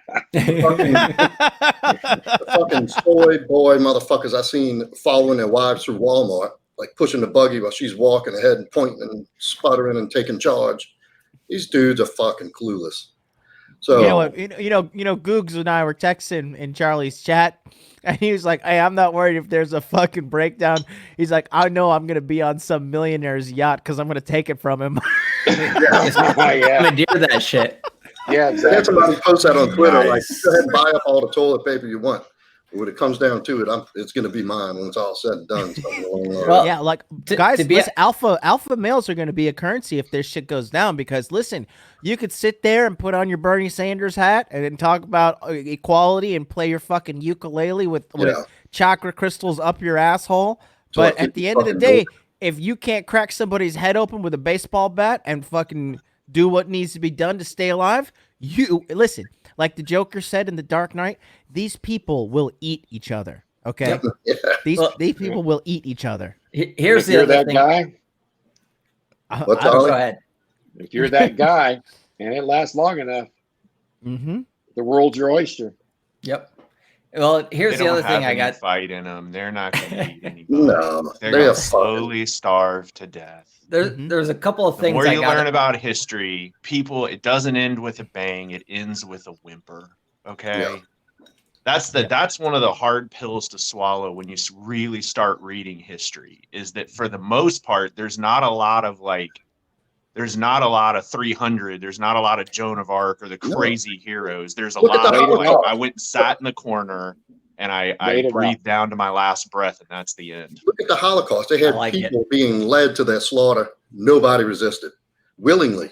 Because we were going to get it sorted out right before it got to that point. Like it'll stop, just give it one more day, or the police don't have any interest in me. I'm not going down to the station. And then before you know it, they got your neighbors on this side and your neighbors on that side in the Soviet Union during Lenin and Stalin. And then they come and get you and you're still confused about what's going on.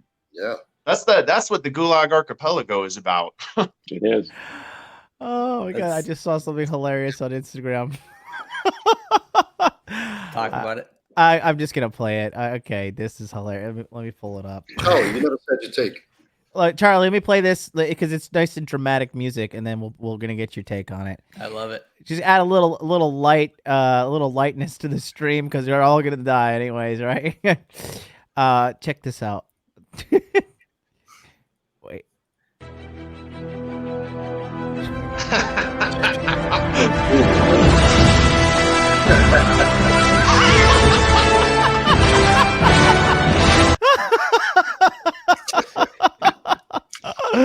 So solid. Oh my God. All right, Charlie, go ahead, buddy. Oh man, it's hard to follow up. No, the only thing I was gonna say was two things. Was if you want to take a serious take on it, one, watch what Deutsche Bank does. If Deutsche Bank fails, the EU fails, the US fails last, right? But once the US goes into negative interest rates, the whole world is fucked, basically.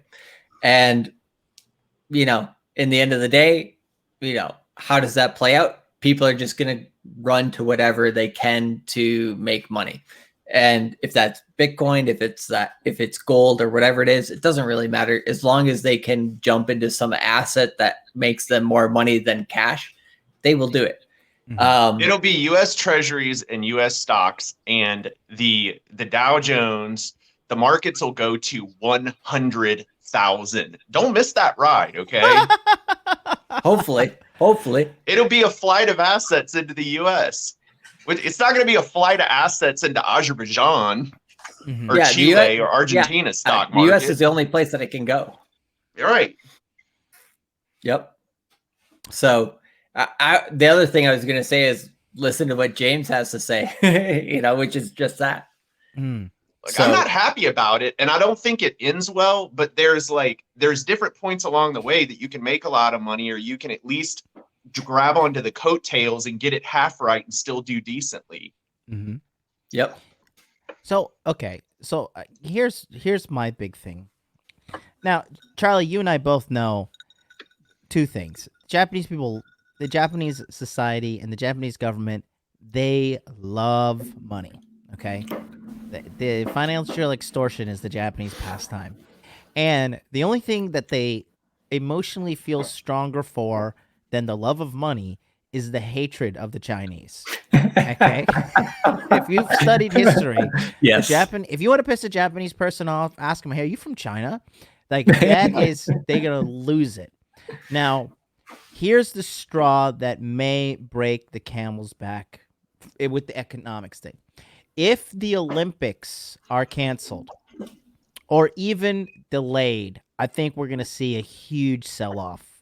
And I think that it's just going to be related to all this stuff. So for you guys out there who think you've missed the boat, pay attention, get your finger on the trigger and get ready to pull it when the opportunity presents itself. Because I think if they do, the last thing Japan wants is to spend billions of dollars on their stuff and then have the Olympics canceled all for the sake of China. Because China would be kind of like, in history laughing like, ha, ha, ha, Japan, we got you. You fucking canceled the Olympics because of us. They've been preparing this for this fucking Olympics for 10 years. I know. It's been a very, very long time coming. However, if there is some massive cancellation of the what can you say? The whole Olympics, if there's a cancellation or a suspension, there's going to be some big trouble. But I think, I don't know, when the Olympics are set for July. Yep, mid-July. And so it's 4 months away. I mean, that's going to be a last resort, right? I mean, Japan's not going to cancel.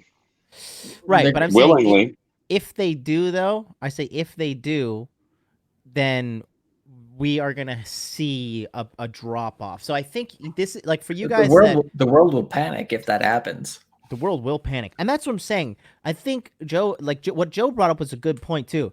Like the government, as much as they're trying to you know, what can I say? As much as they're trying to scare people, they do have to factor in, and James, you could be right by the history. I could be very well wrong, but I think they do somewhat need to factor in that there are a lot of bullets flying off the shelves. There's a lot of guns and stuff flying off the shelves. But you think that, I guess their organization is their strength because they're a smaller number, but they're more organized.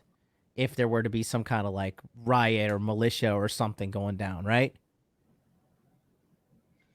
I mean, the bullets flying off the shelf for the most part are another manifestation of anxiety. They're probably more useful than toilet paper, but I'm here and I don't hear any guns going off, and I don't think any of you guys do either. So that ammunition sitting in people's garages or on their kitchen counter or whatever, I'm not saying it's a bad idea. I think you should have some things hanging around, but it's driven by an emotional manifestation of anxiety, not actual shooting where your family's like running out of ammo, go get me some more. I mean, it's not like that, you know? Yeah. I mean, I don't know. I think, like I said, right now, with everything that's going on, I think now's the time to watch. Now's to kind of keep your eyes peeled, keep your ears. And unfortunately, this is what the mainstream media wants you to do. They want you to watch their shit because the more you watch, statistically speaking, some of you guys are going to buy into the fear. Honestly, some of you guys listening right now, you're a little fucking afraid. You know, we got 200 plus people in here. You should not be afraid. You should be aware. You should be rationally minded. You should be sound, and you should be keeping calm. Okay? Because if you're going to panic and lose your mind, anytime you make a decision to run with your emotions versus running with logic, it's never good. It's never, ever good. So keep that in mind moving forward with this crisis. Somebody says Bitcoin's going to zero, Charlie. What do you think? Oh, man. Well, Deutsche Bank's going to zero first. You know, who gives a fucking shit? You know, at the end of the day, you know, anybody who's getting into cryptocurrency is willing to lose it all. So if it does, so be it. Yeah, like I said, I think this is somewhat of a financial reset button and like a small power grab. You know, like what? Okay, so Charlie, maybe you're the one. James, you probably know too. $1.5 trillion was injected into the United States economy. Or like, what was the rationale for putting $1.5 trillion into the system here? What's that all about now? QE, But no, what's the rationale? Like, where did this go to the fucking Corona banks. fund, or it goes directly to the banks? It goes directly to the people who, well, any new money that is printed out from the Federal Reserve and that goes directly into the economy in terms of QE and repo, goes directly into the bank's hands. So the banks are not supposed to be part of the government, but basically the government is printing money and then giving it directly to those people first. So they loan against it in the credit scheme, right? Each dollar's worth $10 in credit. Yeah, they can print. Well, in their mind, they can do whatever they want with it on their computers after that. Right. Which is pretty fucked up. Guys they in the loan chat, cheap money and people borrow. And Guys in they the chat, create do you them. guys want me to 100% open up Thor. the phone lines? Do you guys want to call in and ask questions or just give your opinions? Give me a 3 in the chat if you want to call in and give your opinion on what's going on. I can What fire up I the know, phone I want to lines. hear James's reaction to that question as well because I think he has a lot to say. Yeah, definitely. I would tell you this, there was a chorus of people in 2001 that were saying it's going to come back, hang in there. And we watched the NASDAQ go from 5,000 to 1,000 in 2.5 years. So this is what I would tell you. The people that are going to get their heads ripped off in this market are the ones that don't have any sort of risk mitigation strategy. Me personally, I use what's called a trailing stop loss. So it's calculated off of the highest closing price at that point. Typically, they're 25 to 35%. And that way, I still keep a lot of my gains when I stop out. So I stopped out of a lot of positions on I sold them Friday morning and the market ripped higher. Am I crying over that? No, I exercised my risk mitigation strategy with discipline. The second you start like second guessing yourself and you're like, I'm going to hang in there, that's when you get your head ripped off. Like Charlie will tell you this. I mean, there is a plan, and if you don't use the plan, or it's not a good plan, okay, then you're going to have trouble. So I would tell you, you need to understand, what are you trying to do here? If you just want to hang in indefinitely, then by all means do that, but that may not be the best decision for you. Yeah, being in cash right now is probably not the worst option. Yeah, most of my assets right now, it's changed over the last week. I'm in more cash than I've been in a long time. And that's fine because I'm looking for deals now. Like I told you, I bought that position in MGM. This is not financial advice. I'm not a financial advisor. I'm just telling you that trophy assets are amazing. Las Vegas is not going anywhere. If it does, hey, we got bigger problems. Yep. I'm going to open up the phone lines here. So, guys, be ready to call in with your questions and your comments and your concerns. It's going to be 657-383-1318. Call the Corona Chan hotline and let's hear your thoughts. I really want to there's a guy in the chat. If anybody is in Italy or Iran and you want to call in, I really want to hear because apparently these are like the hotbeds where everybody's fucking dying. Also, if you're listening in from China, please call in. We want to I want to hear what you have to say. I'm setting up the phone lines right now. Give me 1 second. So do you think that we're going to get to the point where like the United States is quarantining people by county? Because I hear some people saying that, but I don't know. Well, what's the reason why they're doing it? Because coronavirus is going to kill you. No, what's the reason why they're doing? That's the reason that they're giving you, but what's the real reason why they want to do it? I don't know. Come to your house and put a bullet in your head. I don't know. Well, let me be clear about what I understand here. To avoid you protesting. When you go into containment, what that is non-essential businesses are asked to close. So the grocery store's still open, okay? You can still drive around, but if you try to go to the bar or you try to go get ice cream at the boba shop or whatever, they're probably not going to be open. In the United States, the government doesn't have that much authority to force you to go into your house and not leave. Okay, they can say that, but at the end of the day, there's not a ton that they can do to prevent you from coming out. Joe knows this, okay? Right after Katrina, the law enforcement were saying things like, hey, if you don't live in this parish, then you're not going to be able to come back. Well, guess what? They could check your driver's license and they could put some pressure on you, but they're not going to stop you from coming in. And if they do, eventually there's going to be a lawsuit and there's going to be trouble. And it'll go up to the federal court level, the appellate court level. So you can still go to the grocery store. And when you get to, and I know this because I have people in Seattle and I have people in New York, when you get to the parking lot, the National Guard has people spread out where they're not breathing on all each other. And then they're only letting so many people go into the grocery store to try to prevent the spread. And this is not necessarily a bad strategy to prevent the spread. Are you going to spend like a couple hours in the grocery store parking lot? Probably. It depends on how many people show up. If you had stuff in your house, you wouldn't even be playing that game. Joe's not standing in line for FEMA meals. I can tell you that right now. No. He's eating up red beans and rice and other stuff out of the freezer and eating like a king. Oh, yeah. All day. All right, we got a first caller on the air. We got a caller calling in from area code 404. Caller, just so you know, You just have to state your question, and then we're gonna analyze it for the audience. Caller, you're on the air. What's up? Is he talking? I just wanted to say that basically coming up, there's going to be an opportunity in the financial assets that we all need to spring on. And my last thing was Bitcoin. This sort of recession, Bitcoin's not going to thrive. The sort of recession that Bitcoin would thrive in would be an inflation-induced recession. So those are my thoughts, and I just want to get your guys' opinion on it. Okay, thank you so much. Charlie, what do you think? He says Bitcoin is not going to thrive during this recession.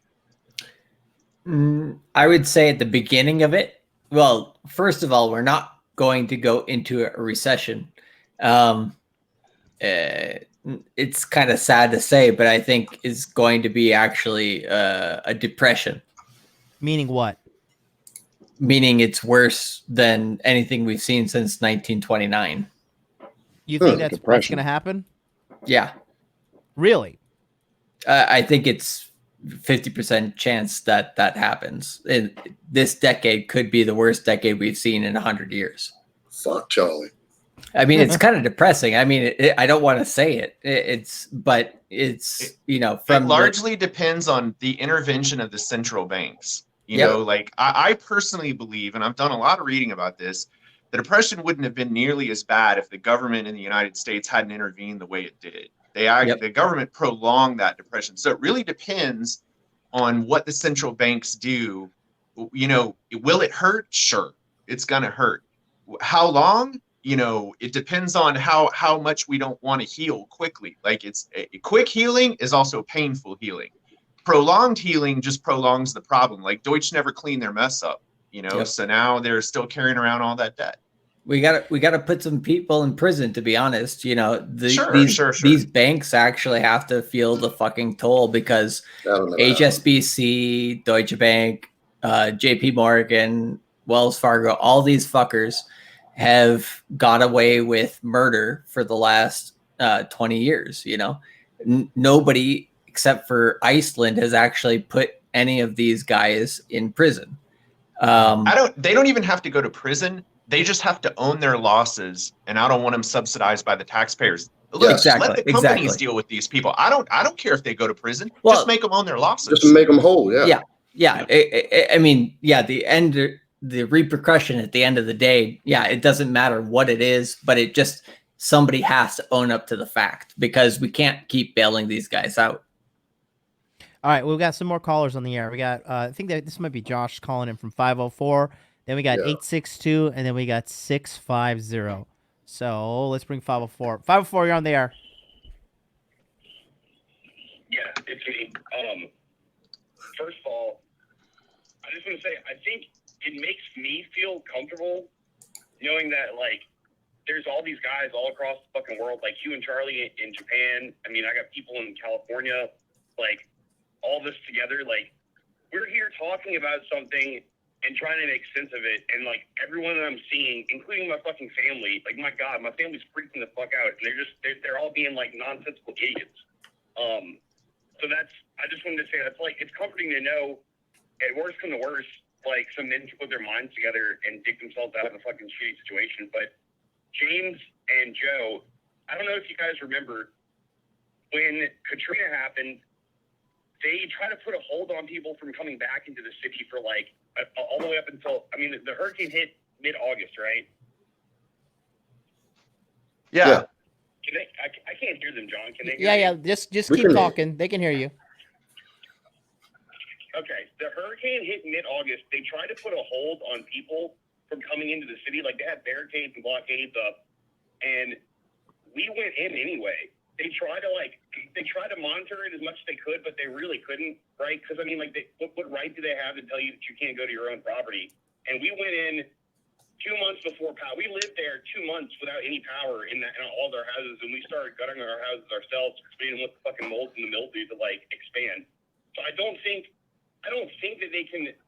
I don't think that they're going to be able. And this was just in one city, right? This was just in New Orleans. I don't think they're going to be able to, like, prevent people from moving around. I mean, there's way more civilians than there is law enforcement out there. So, like, unless they put up these massive like, unless they like disconnect bridges and like put up these massive blockades, which people are gonna find ways around anyway. But fucking truck, like. I don't see that. Guys, it's not going there. Yeah, you're right. shots. It's not going there. And this is what happened. They brought the National Guard and declared a form of martial law. You had curfews. They can, by martial law, keep you from coming where you live and going to your house if they really want. And the deal was with the curfews, if you're out after, I think it was 9 p.m. to 6 in the morning, you were picked up and detained immediately. You were brought to the county lockup or whatever stage lockup they had in the Walmart parking lot and shit.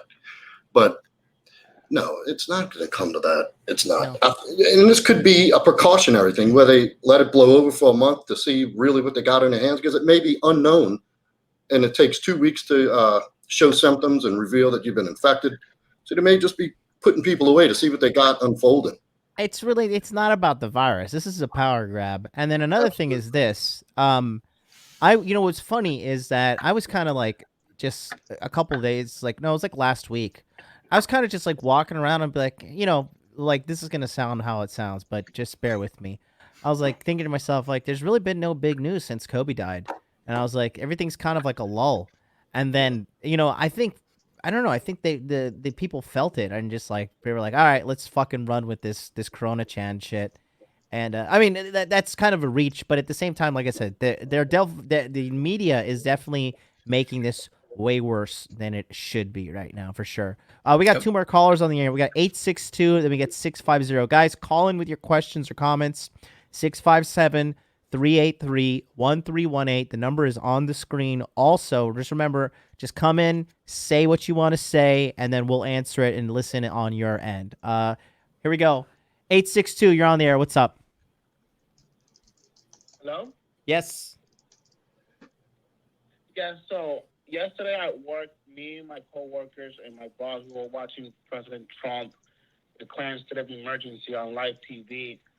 But the way that Trump presented himself on the screen, like, I believe that they gave him a really, really bad news, but he tried his best effort to masquerade it and give people a false sense of hope. I mean, I don't know what's your take on that, but I believe that the government knows that this shit is way beyond bad, and they decide not to tell the truth. Okay, I mean, so what do you? So wait, so listen, caller, listen. So what are you saying? You think that people are gonna die in the streets and everybody's gonna get sick and this is game over, or what? I don't want to think like that, but it's like, I think that the government has a history of lying to people to keep people calm and not freak out. And I think they're doing it again. That's what I think. Okay, interesting. I'll let the panel reply to you. Thank you so much for calling in, brother. All right, 650, we have you on the air, then 540. Guys, what do you think? Is Trump acting and this is way worse and that's it? It's game over? Thanos is coming?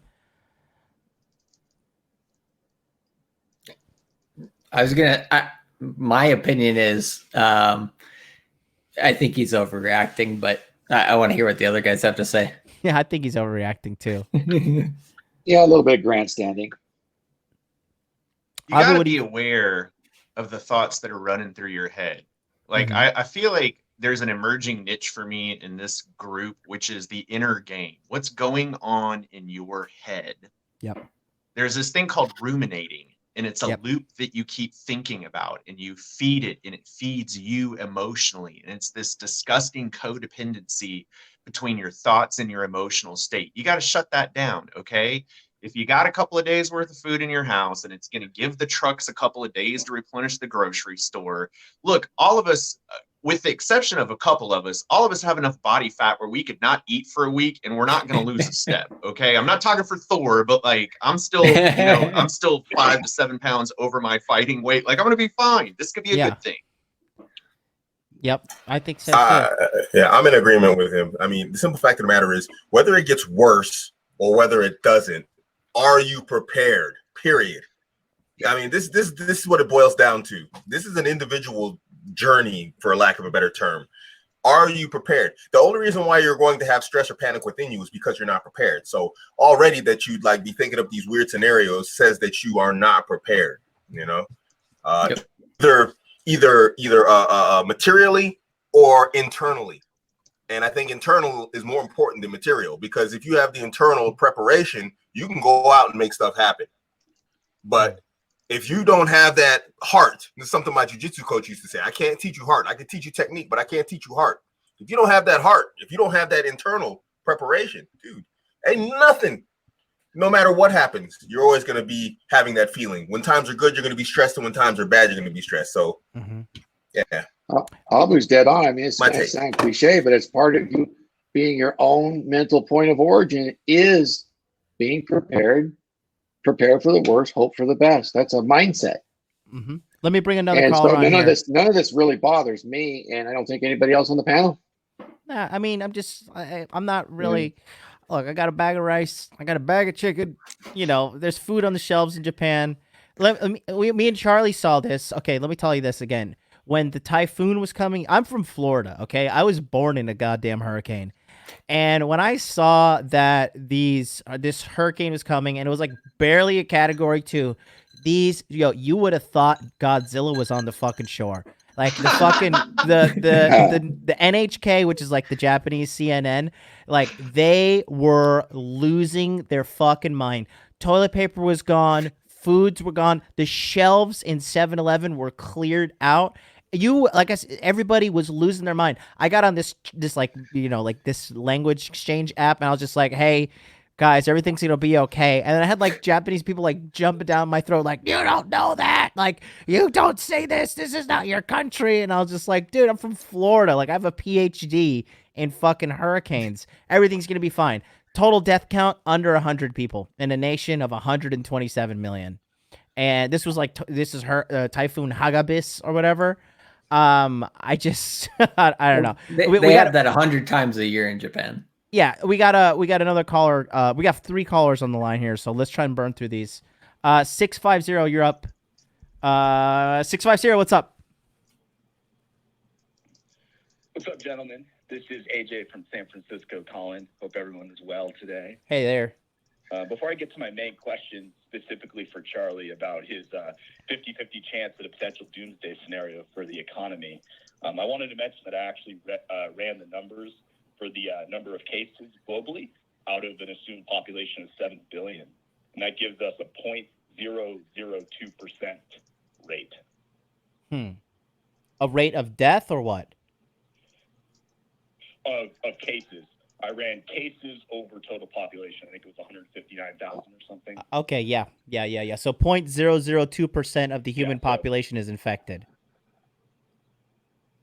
Yeah, so that's percentage. And just as a reminder to the non-math savvy, 1% translates to a 0.01 as a raw number on the calculator.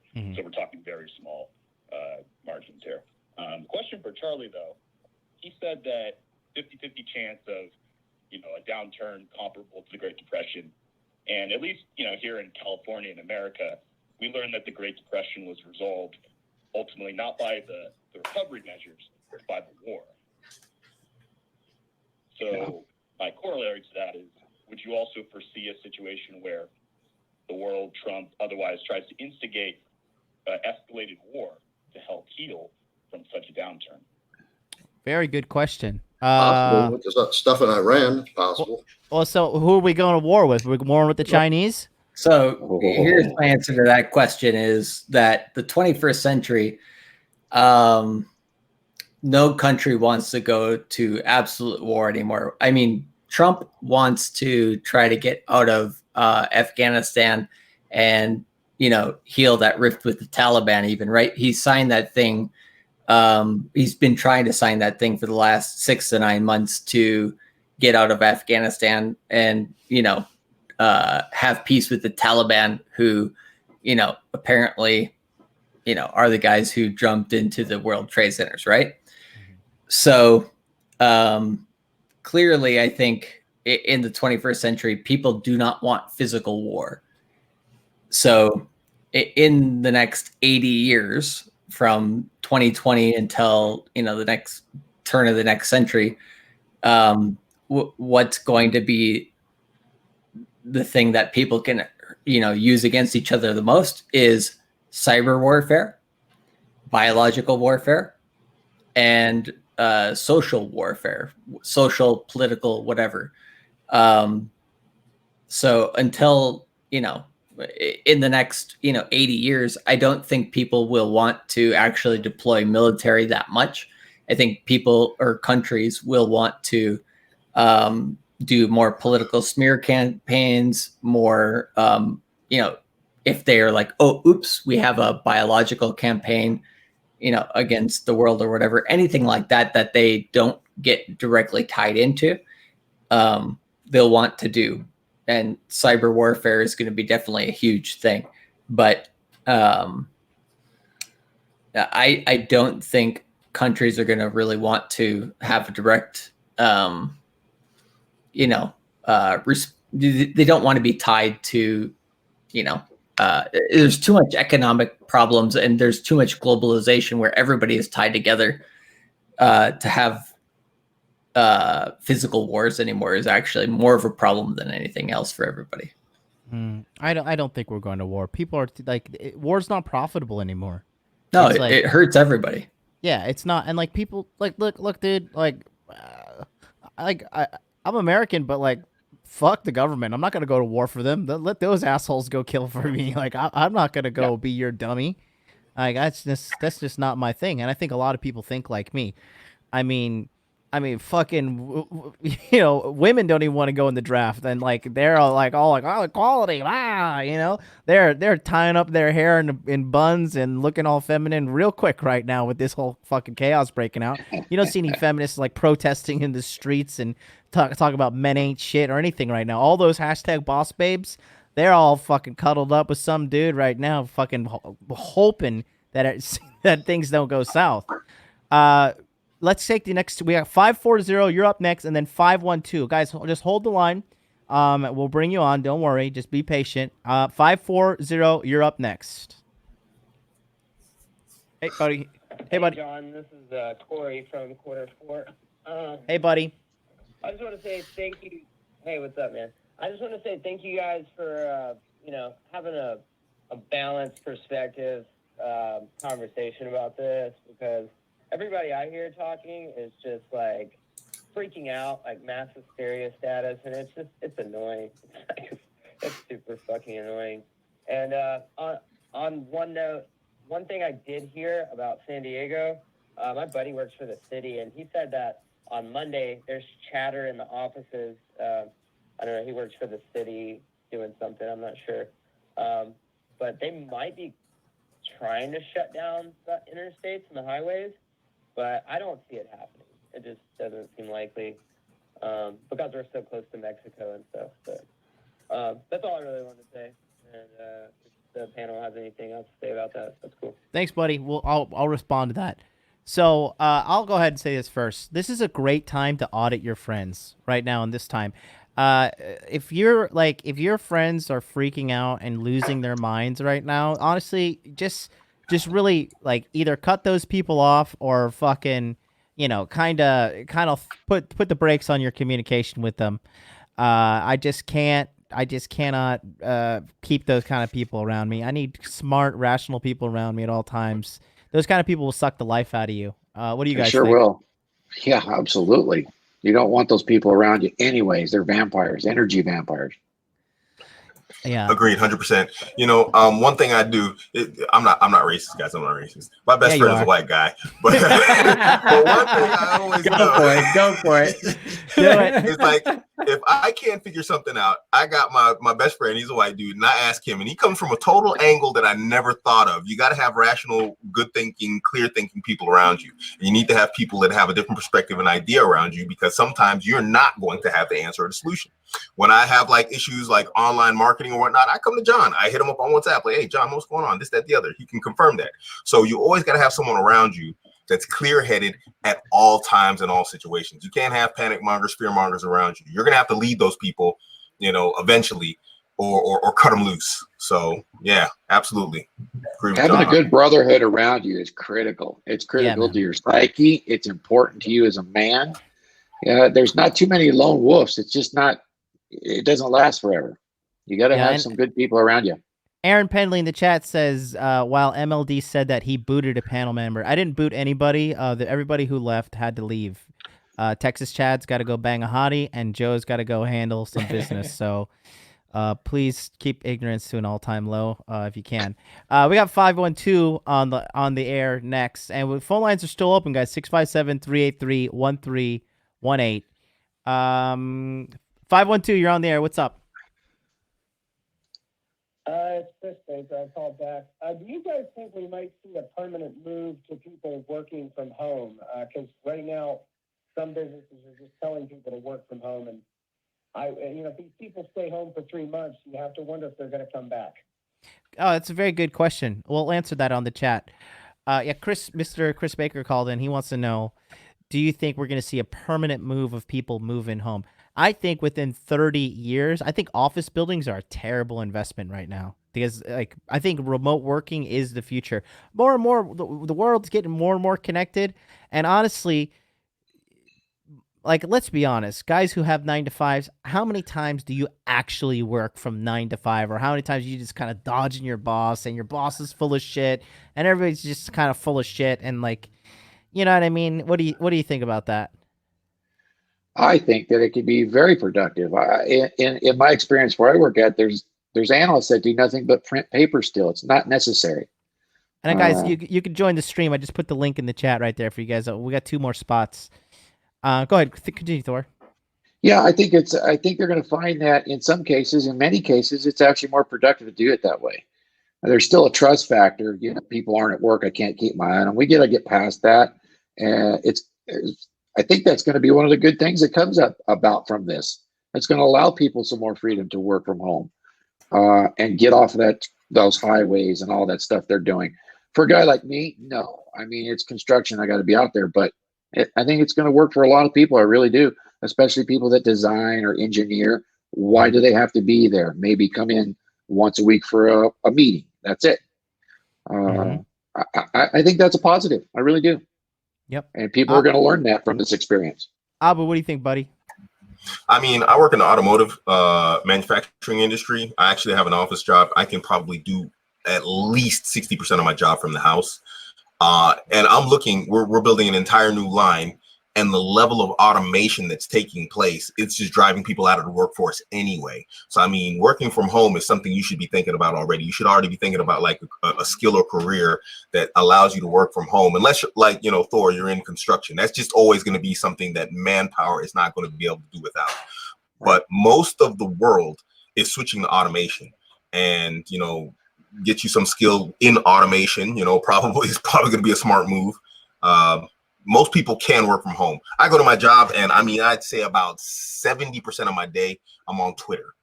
I mean, I can do most of my job in the first hour of the day, first hour and a half. I go in there, I systemize everything. And most people are like this. If I can do it, I can imagine what my coworkers are doing. And we're all in our office tweeting and doing whatever we do. Whoops. They're dipping their pen in company ink is what they're doing. Yeah, and Charlie, you recently tasted the freedom of working at home, and we talk about it all the time. Charlie, you're like an escaped slave. There's no way you're going back. Like that shit. Could you imagine going back to a 9 to 5? How do you feel about remote work and all that stuff? And do you think that the coronavirus right now is going to promote people just being more mentally aware and thinking hey, fuck this, I'll just work from home from now on? Well, think about it this way. So, the industry that we were in when we were working the corporate gig was recruitment, right? So helping people to get new jobs. And you can do that from anywhere. You can do that in the office. You can do that elsewhere. But what the company has to do in the end of the day is actually trust people with data, right? Mm-hmm. So the only reason why they keep you in an office is because they don't trust you with their database. They don't think that basically what they think is that if you have access to their data, you will steal it and that you'll use it to your benefit and that you will create a competing company against them. So that's the only reason why they will keep you in an ecosystem that they can control. Besides that, every company should basically let you work wherever you want, whenever you want. anywhere that you want, because you're actually probably more productive, outside of your office than you are, next to your coworkers. So, in my opinion, I think it's all about control. Interesting. All right, well, let's bring on these. We got another caller from 514. Then we got 215 up next. 514 floor, you're on the air. What's up? Hey, what's up? John Simon from Canada. Hey, John Simon, how are you, buddy? That's good. So, just first thing, just going to tell you, like you were asking about Mrs. Trudeau. So, basically, she just went to London for like a thing, and she just got the corona over there. So that's with that. And I just had a comment that I kind of hope we have like a 2008 2.0, something like a small recession like that, because back in 2008 I lost like something like 15 grand over all of that, like the crash of the market and all of that. But now that I have more liquidity and all that, I'm more looking to be able to invest like later in the year and like buy property now that's like overpriced here in Canada. Like even the market is like just crazy. So yeah, I really hope like we have like just something like that something like 2008, a small crash. So like Texas chat, I think you were saying like it's time to look for deal. And to close it all, as for Bitcoin, I really think that as long as we still have internet, like Bitcoin is just the safest thing, as safe as like a gold or a precious metal, all of that. So yeah. Wow, very good stuff, man. Thanks for calling in. Very nice perspective.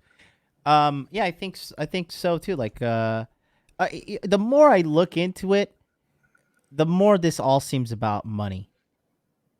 Like the more digging ID, like the fact that Trump was at his desk and he's like, guys, this is not a financial crisis. Like, motherfucker, what do you like? Why are you going out? Nobody was thinking about money until you said that shit. You know what I mean? Who is not thinking about? That's the only thing he's thinking about. Well, yeah, I mean he's the president. I mean, look, the United States government is the biggest gang of gangsters in human history. Yep. Like the government they're the ones who squashed out the mafia. They're the ones who squashed out. I mean, the only people more gangster than the United States government is the Mexican cartel, and that's because we didn't go down there and give them any freedom yet. And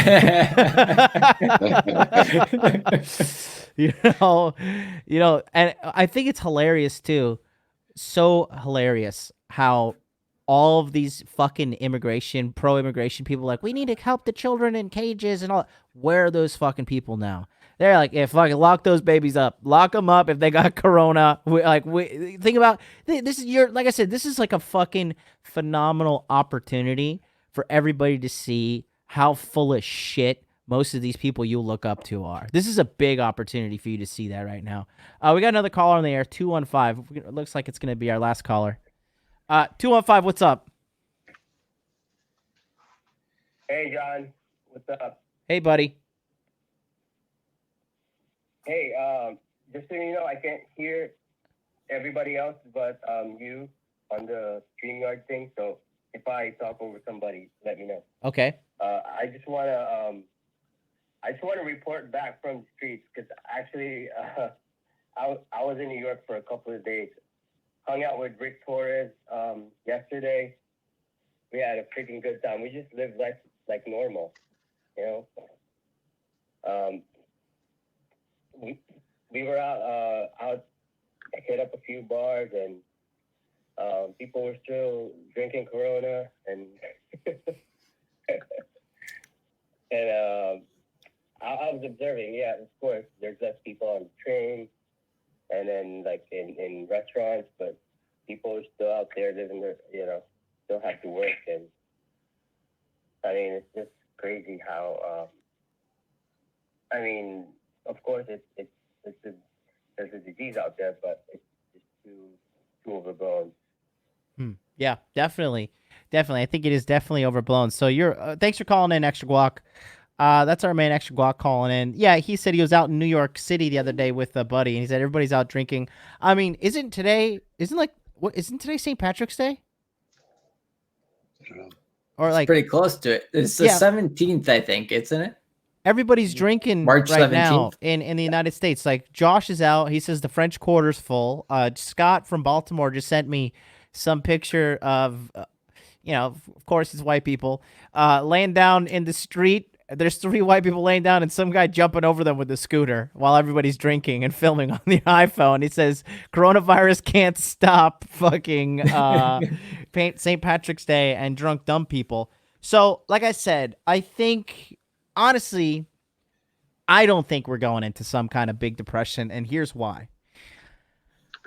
I think that they can't look. If we have these mongrels fighting over toilet paper right now, what happens when shit does get real serious? Like, you're gonna have people on the fucking streets crashing, crying, hysteria. I mean, somebody's gonna shoot up somebody because it's America. You know what I mean? It's just like, I don't think they can handle the insanity that could happen. Like, I agree with James. What he was saying is like how people will die with a whimper more so than like a courageous roar. But I don't think the government wants to push that. I don't think they want to push people to the brink. Like in 2008, people were still kind of stupid. You know what I mean? They still had hope in the government, and they weren't as well connected as we are now with the internet. So I don't think we're gonna go into some sort of depression like state where like, because you said we're gonna go to something like the Great Depression. Like that's gonna mean like we're gonna be waiting in line for fucking soup kitchens, like bread and soup and stuff. You think it like, is that what you're thinking? Me? Charlie? Yeah. 50% chance.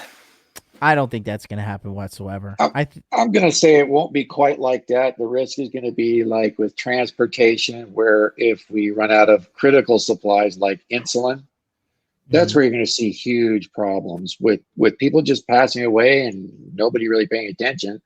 When we start losing infrastructure that supplies people that depend on things like insulin to survive, there's lots of diabetes and overweight people in America.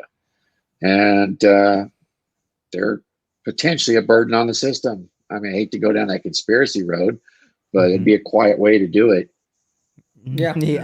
I don't think the government or anybody wants to go down that road, but the way things are pointing, I think it's possible. I don't think it's probable. I hope it doesn't happen, but I think it's possible. I agree. I think it's possible. I think everything would have to align. I don't think any set of individuals is pointing it in that direction, but sometimes coincidences just line up and damn, it's too late. Yep, this is funny. Somebody said Roosh said it would take something like God to wipe the West out for a change to happen. Oh, God is killing us all with the coronavirus, boys. Y'all have been haram far too long. That's right. Time's up. Time to fucking burn in hell. Well, look, let's close out with one more dramatic look at the fucking Corona channel. Here we go. Let's see. Did they? Oh, looks like they stopped the music. Oh, it's not as dramatic. Oh no, it's there. Oh boy. All right, guys. 156,000. That is still 0.002% of the human population. 5,820 total deaths. Diabetes kills 4,300 people every single day, but you should be afraid of these 5,000 deaths. Total recovered 74,000. Doesn't matter. This is they're underreporting, or they're over-reporting, right? They're over-reporting. There's actually way more less recoveries. I mean, look at the infections in China, 80,000. In Italy, 21,000. Iran, 12,000. Korea, 8,000. Spain, 6. Germany, 4,000. Abu, you're done for. America, 2,000. UK, 1,143. Japan, 804. Charlie, we're dead. And yeah, guys. The coronavirus live stream. Take a look at this. Look at all. We got 50,000 people spazzing out in the chat. Jeez. That's going to do it for us today, guys. Listen, so thanks so much for watching Dude Party episode 21. Hopefully this doesn't get deleted and the coronavirus doesn't infect my channel. I'll be live on the air tomorrow, 9 a.m. Eastern Standard Time on my channel. Just hit that subscribe button. If you're watching on the replay, hit the like button, leave a comment. It helps me with the YouTube algorithm. Be sure to follow Charlie at cultivatecrypto.com and also his website, Cultivate Crypto, or his YouTube, Cultivate Crypto. Abu American is Abu American on Twitter and abuamerican.com. Yep, indeed. Yep, and then go worship Odin and Thor in your local hall. Modernlifedating.com. Thank you so much, buddy. Until then, guys, we'll see you next time. Love you all. Stay safe. Stay sober. Everything's going to be okay. Peace out.